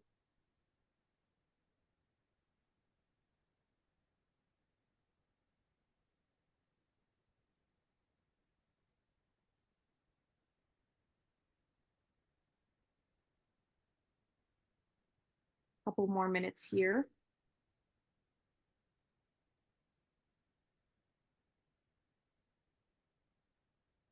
Okay. Now I am going to take everyone through a very quick meditation where we are going to stack all these three things. We're going to channel the frequency from your fondest childhood memory into the thing that you once loved to make believe yourself as. And we're going to call upon your childhood inspiration to guide you. So after we do that, I'll get into the actual art tip, but here for a moment, let's just all go ahead and close our eyes. So I am going to ask you to just go ahead and picture yourself in that really amazing childhood memory. And it can be any memory, the first one that pops up that just really brings a smile to your face. And we're just going to expand that feeling, that frequency in our bodies. Just relive whatever aspects you can of that, whether you're laughing or playing or talking to someone, or just experiencing a profound moment of wonderment or curiosity. And I'm going to have you now think of that thing that you really used to love pretending to be, however real that felt for you. Go ahead and bring this fondness and this joy into this belief that you created for yourself as a child. Because nothing was impossible when you were inside of your imagination. No one could tell you any differently. And now we're going to call in your childhood guide, your childhood inspiration, to go ahead and lend a hand in this frequency. And while we're here sitting in this, we're going to make this a ball of energy. And we are going to place this ball into our hearts, where it is going to expand through every cell in our body, absolutely filling us with this unique frequency of childlike creativity. And this frequency is going to pinpoint at the place that you are going to be expressing yourself with. So whether that is your throat, because you're going to be singing, or your hand, because you are going to be drawing or crafting, that energy is just going to start flowing there in waves and waves, and concentrating there. And as we slowly now open our eyes, we are going to have this energy with us to guide us into this experience. Give everyone a second to come back here.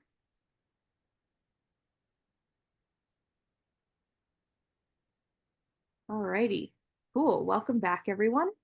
And so the art tip that I would like to give people, if anyone is drawing and sketching like I will be, I would like you to just take a moment in this frequency and see the first image that pops up in your mind. It could be a being, it could be an object, but whatever subject matter sticks out to you the most, I want you to focus on that and try to draw that one thing. So if you're seeing a cat, but you see the eye very clearly, draw that cat eye, sketch that cat eye with me. And go ahead and you can add even an artistic flair to it. So maybe it's a cat eye and then you add fairy wings off of the back of it to really communicate the frequency that you felt with it. So it doesn't always have to be exactly what you saw either. You can add twists to it, but whatever comes up for you, I want you to go ahead and express that. And this goes along with singing too. You can go ahead while you're on mute and just start humming frequencies, whatever's coming up. And then of course you can always come back to this later. And sometimes I like to recommend, if you're having trouble drawing things, you can look up references on Google or Pinterest of something in the real world to relate it to, just so you can start getting that grounding, because we're really trying to ground these etheric frequencies into something physical. And I'm gonna set a little timer here for about 6 minutes, if that works for everybody.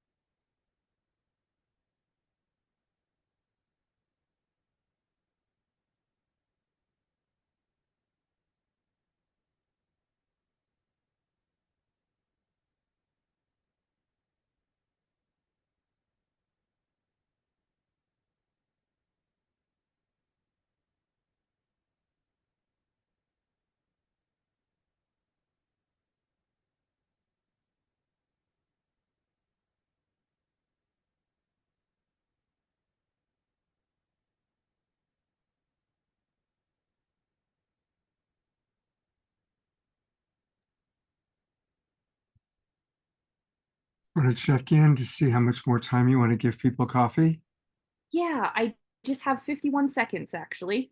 Okay, great. Yeah. This is the longest period of silence in the 5-year history of this show. So That's hilarious. Well, as everyone's kind of coming back, ooh, I love that art, by the way, Jeffrey. That is great. We can feature that. Here, let me take this off a screen share. As everyone's coming back, I want to just talk about something that Zenka mentioned earlier, which is when you go into deep channeling states and you're in art, doing art, it's very easy for your brain to get into your alpha brainwave and like theta brainwave, which is a really great brainwave for contact. So yeah. Alrighty. So as everyone's coming back here, I would love to hear about your experiences in the chat.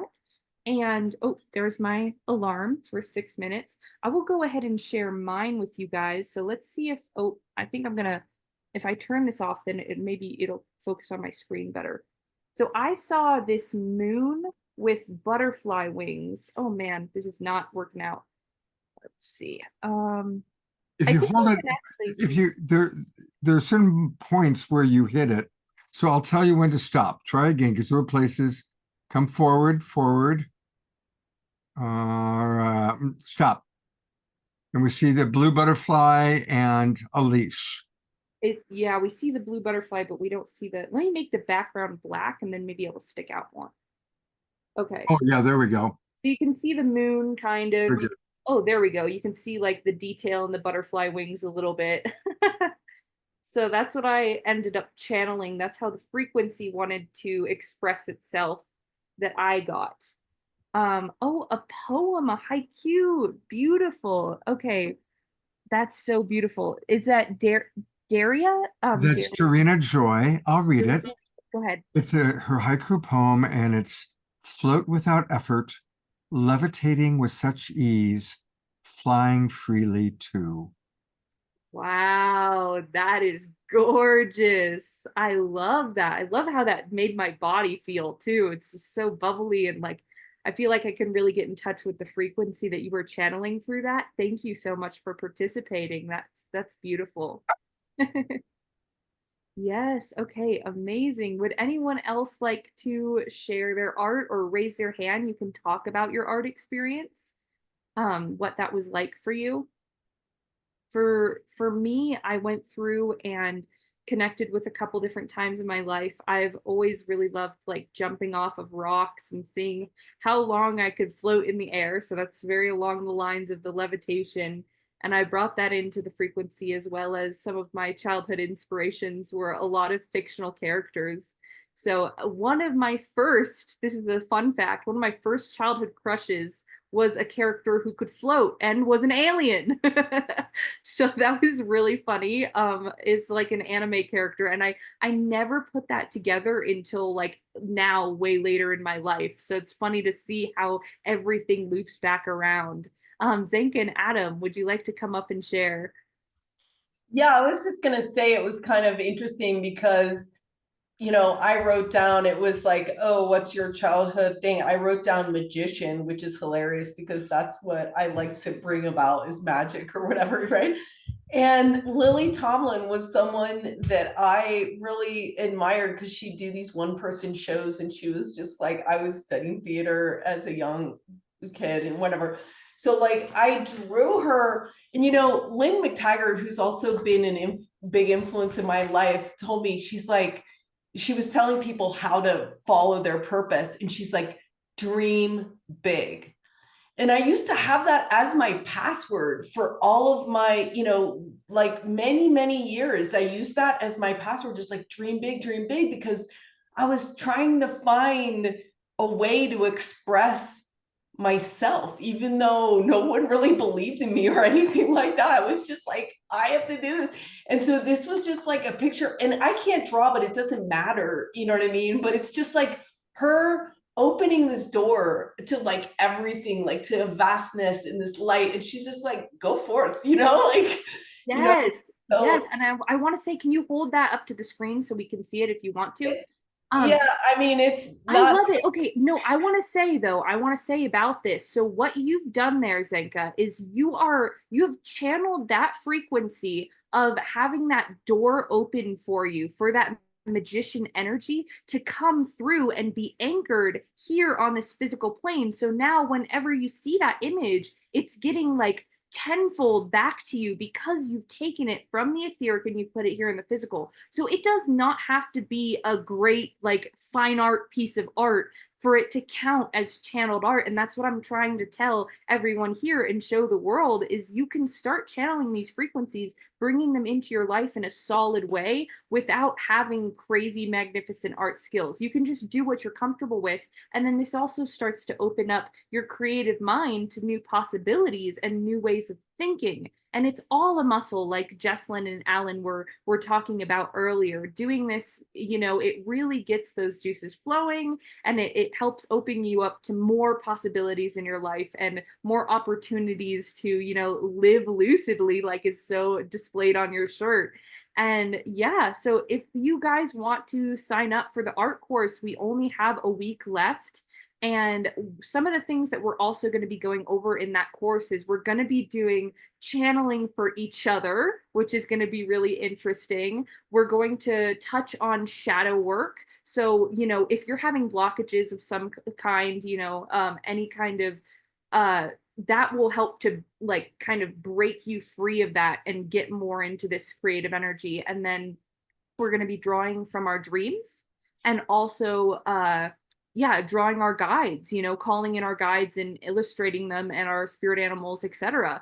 So we've got a lot of fun things lined up for this class. And I like to say it's more of a journey even. And of course, it's a research group, but this is going to be an artistic journey that we embark on together. So that's going to be really exciting. That's Yeah. great. Yeah, and that's, you guys, this is why everyone's so into, you know, vision boards and stuff like that. It's putting yourself out there. You know, thoughts get created and they never die. So when you think something, I am going to feel well, or I am this. The same thing with drawing. It's your way of placing your place mark or place, you know, placeholder into your dreams, into your thoughts, into your things. And it can be a great way to access, like she said, your guides and all these other things that your brain is not really cognizing. So speaking of dreams, yeah, this incredible guy who's taught me so much about lucid living and about bringing our dreams to our lives, and all your research is really cool. Thank you.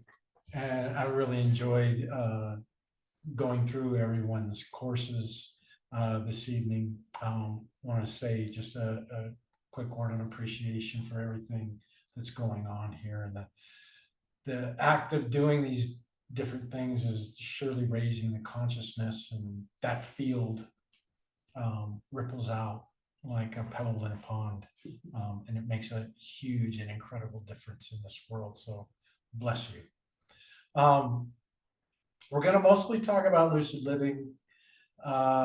Lucid living is sort of what has occurred through the process of doing waking induced lucid dreaming and advanced lucid dreaming techniques. And I'll just cover a couple of those.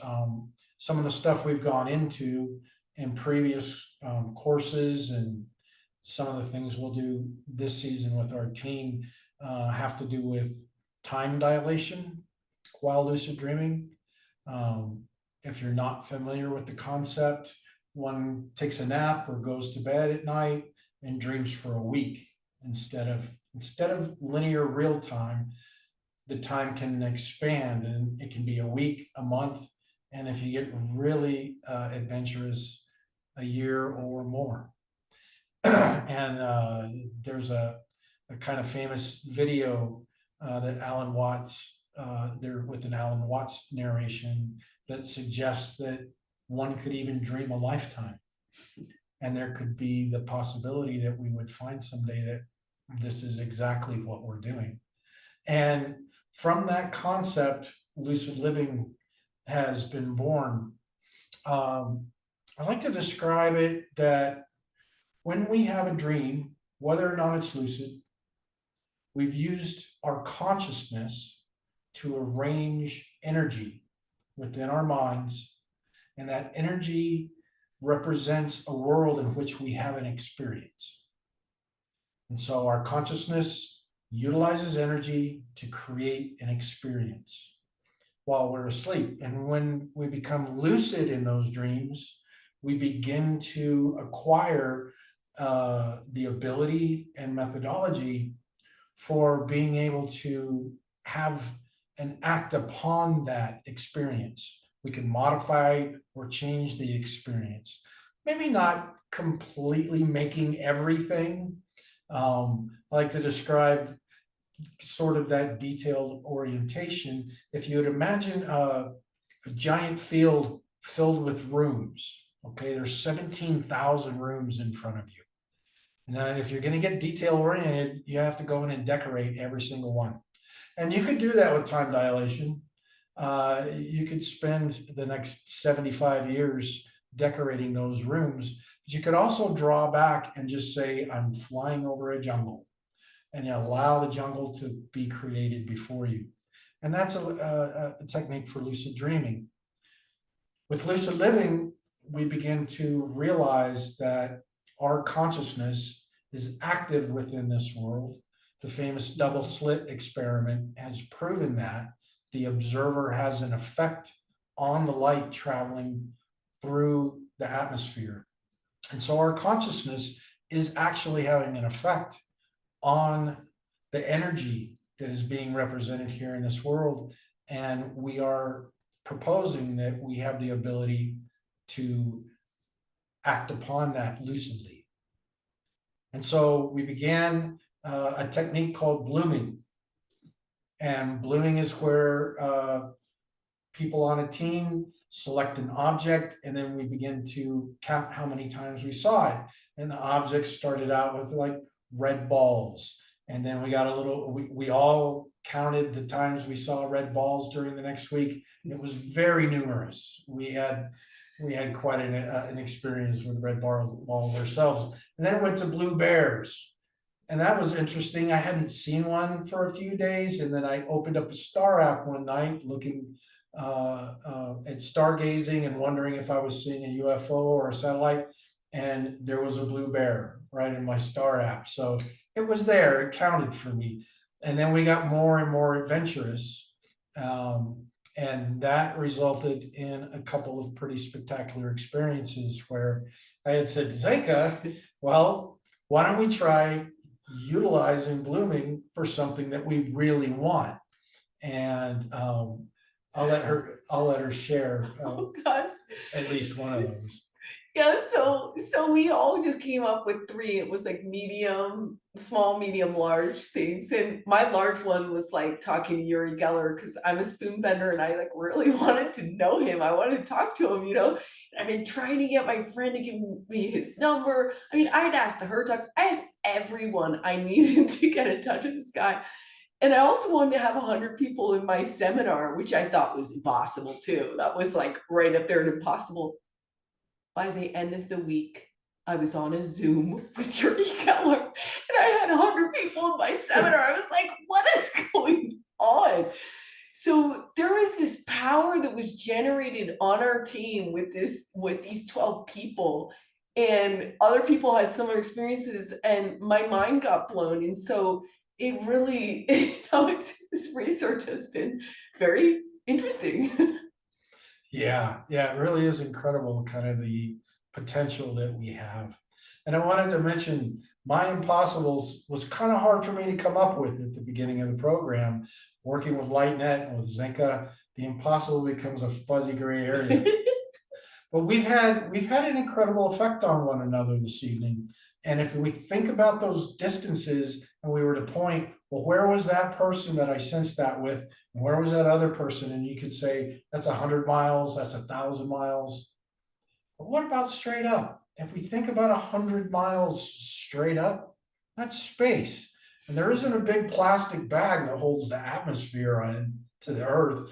And so we're hurtling through space at over 60,000 miles an hour, and the atmosphere somehow sticks to the planet. And I think that almost seems impossible, and yet it happens. And yet it happens. And so I invite you to join us in exploring things that we think are impossible and discovering how our own inner abilities can express those things to be not just possible, but probable. And again, this is all on the same page. It's the starseedacademy.org/season 7. There he is. There is the master who's helping us with waking induced lucid dreaming, dreaming into reality with Adam. And Adam, what a beautiful share. And what a beautiful program this has been. Wow. This has been like one of my favorite Wednesday night shows ever, by far. Really, just so much fun. Above it, I mean, I knew it would be fun, but it's been really, really fun. And thank you for blowing our minds. And everybody, pop in some final thoughts, some of the experiences you may have had. I'm going to read just one comment right now because it sums it up. It's from Ayada. She writes, "Oh my God, I want to rewatch this entire show tonight. How incredible and wonderful. This is the way of the future. And we're right at the threshold this very moment. Thank you." And now in big letters, capitals. "Thank you, everybody, for this incredible evening. I cannot say enough how inspired I am." And Ayada, I think you wrote what most of us are feeling. She really captured it. So again, I want to show one more website, and that's the main website for LightNet. And it's easy. It's lightnet.org, the science of the impossible. And go to this website, check it out. Take a look at all the different things that they're doing, read about the mission. We didn't even get a chance to talk about the Holo Movement Purpose Lab. We'll have to do a whole nother show about that. Of course, you did introduce it on the show a few weeks ago. So spoon bending, you can visit the spoon bending lab. When I was at Zenka's house, I remember going into where her son was on computer. There's this whole bowl of bent spoons. I felt kind of bad for all these poor little bent spoons. So anyway, you guys are fantastic. Thank you so much. I'm going to bring Coffee Rain back up. Thank you. Coffee, what a pleasure to meet you. You're fun. Thank you. Yeah. Thank you so much. Thank you for the opportunity to be here on the show. And it was great to get to know you like that little bit just over text. But now seeing you in person, that's great. You have such a great energy. I see why and how you and Zenka have such a great friendship. And yeah, I'm just really thankful to be, just a part of what you're creating here, because it's been wonderful. This whole community surrounding you, this definitely just expands. I can feel the love. You know what I mean? A couple of things before we go to thank you, Coffee. We do have a question. So I'm going to ask you one more question, Zenka, because I think it's a question many people are curious about. And then we've got a little bit of promotion for what's coming up. But Zenka from Dorina Joy, she's asking, what is the most impossible thing that you have done, achieved, or manifested?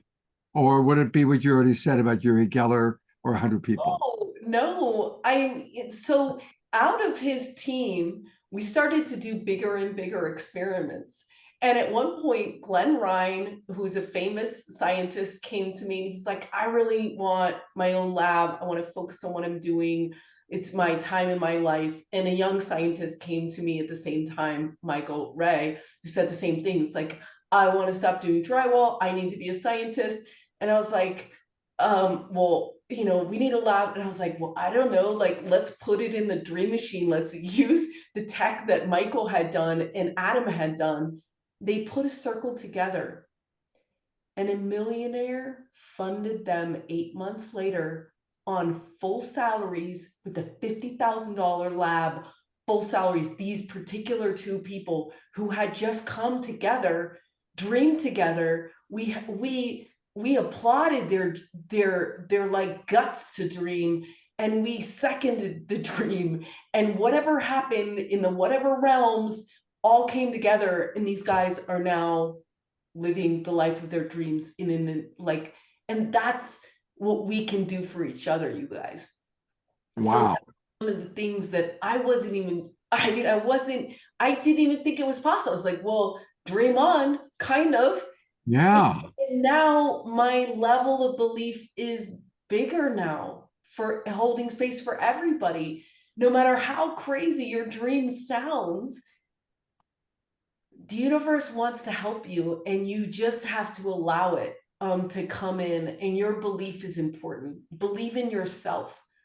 That's important. And believe in each other. That's really important. And the sky's kind of the limit is what we're starting to realize. It's crazy. And we excited to share our research as we develop more. So yeah. Wow, that's amazing. Well, hopefully this is inspiring all of us to do more dreaming, more sharing of our dreams, creating more pods. Thank you both so much. I love you guys so much. Whew, a couple of things I want to share. How perfect that we did this show on this guy's birthday. Nikola Tesla's birthday is today. And so I'm going to read, this was presented, I think Tarina Joy put this in, but here's a quote. For ages, this idea has been proclaimed in the consummately wise teachings of religion, probably not alone as a means of ensuring peace and harmony among men, but as a deeply founded truth. The Buddhist expresses it in one way, the Christian in another, but both say the same. We are all one. And isn't that what all these things we're learning are teaching us? The different ways of helping us know that we really are one amazing consciousness. So this whole week is dedicated to manifesting magic. And so we're going to continue on Saturday night's show. Saturday night's show is going to feature Bruce Lipton, who is kind of, we heard Zenka talk about him, and some of his major students. And they're going to come on and they're going to share what they've learned from Bruce. And so it's going to be similar to tonight in terms of we're going to have some real practical ways to reprogram the ego mind into infinite possibilities. And Alan Steinfeld will be back co-hosting. And we've got great music. We've got, of course, Omashar, but also Gary Malkin and Kristen Hoffman. And then, as I say, some of his students. And there's going to be a big live event that Alan is producing. So for anybody who can get to New York, there's a live event with Bruce. And I'm going to show a 1-minute video just to kind of promote this and maybe get some people excited to go to New York. Yes, definitely. Thank you, Scott. Alan Steinfeld of New Realities and Mitchell Rabin of Better World are very happy to be bringing world-renowned biologist, mystic, philosopher Bruce Lipton to New York Saturday, August 3rd for an epic Convergence of Science and Spirit masterclass. And the renowned songwriter, singer Kristen Hoffman will do the opening number for the event.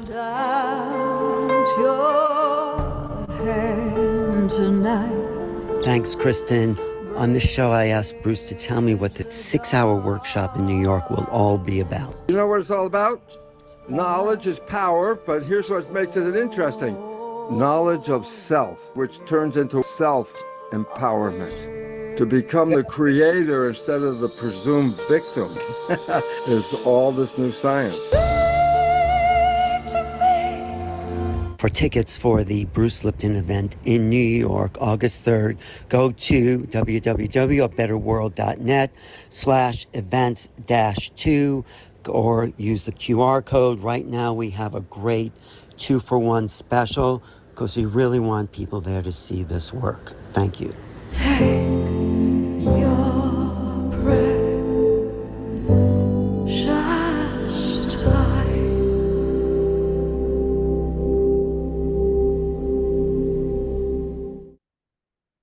So that's going to be a really fun event. Boy, I would love to be there live. But Most of us can't be there live, so come be with us on Saturday night on The Awakening World, where we'll get at least a glimpse and a little homeopathic dose of that medicine.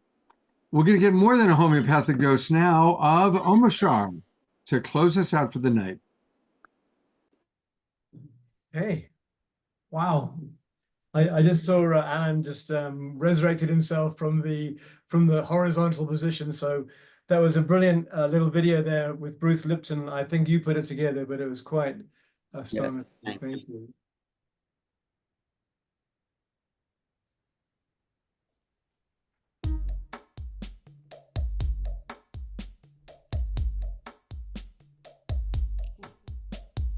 One, two, three, four.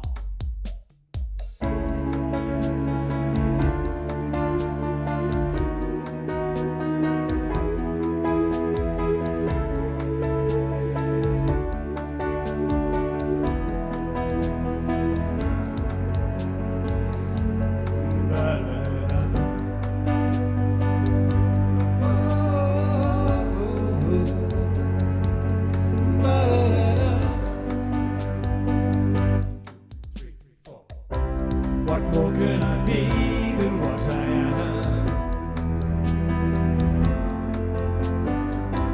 Though it's taken some time to clear these clouds from my eyes. So open your heart and dance along.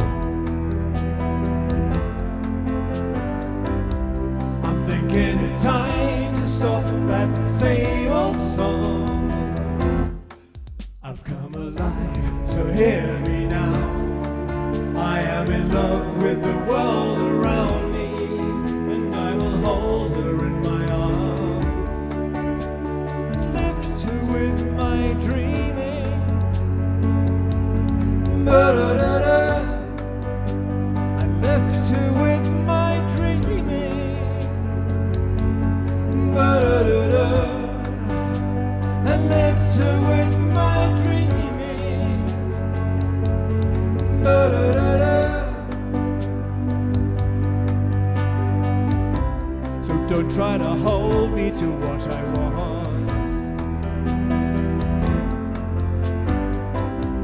I've traveled through time to see this day arise. The love that I am is here for you.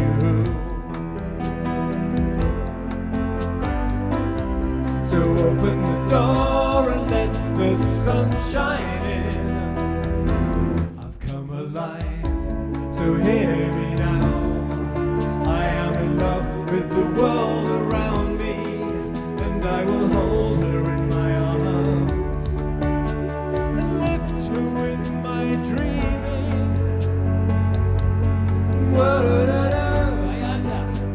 I left her with my dreaming. Wa-da-da-da. I left her with my dreaming. Ba-da-da-da.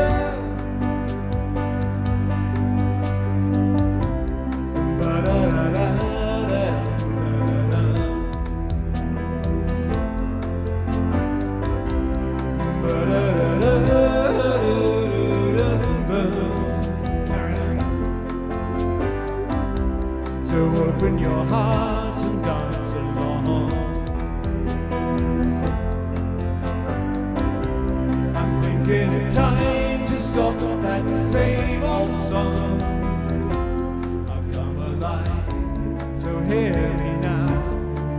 I am in love with the world around me, and I will hold her in my arms and lift her with my dreaming. Ba-da-da. I left her with my dreaming. Ba-da-da.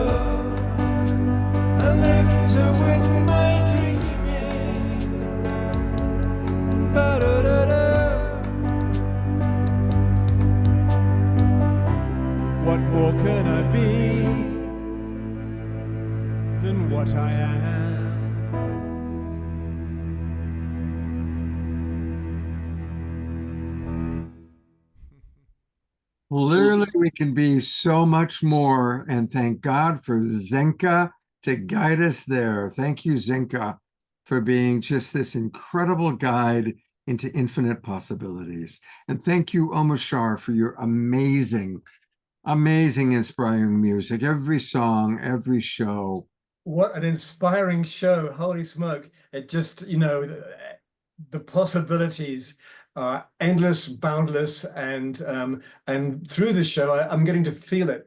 And that has been my challenge, is opening up my feeling body again, because we've all been knocked around a bit and got a bit tough in our feeling body. And so thank you, Zenka and cohorts, for allowing me to defrost. Thank you. Absolutely. I'm going to bring up Zenka and Adam one more time. Coffee is somewhere, I think. Thank you both, you guys. You were just wonderful. Yeah, And thank you.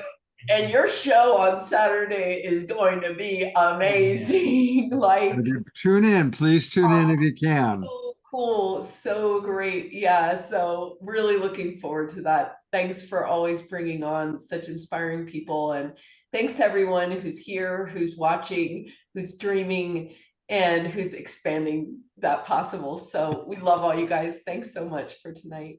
Take care, you guys. Thank you, Global Peace Tribe audience. Have a great couple of days. We'll see you all on Saturday night. Going to go to gallery view one last time. Take care, everybody. Have a great couple of days. We'll see you on Saturday.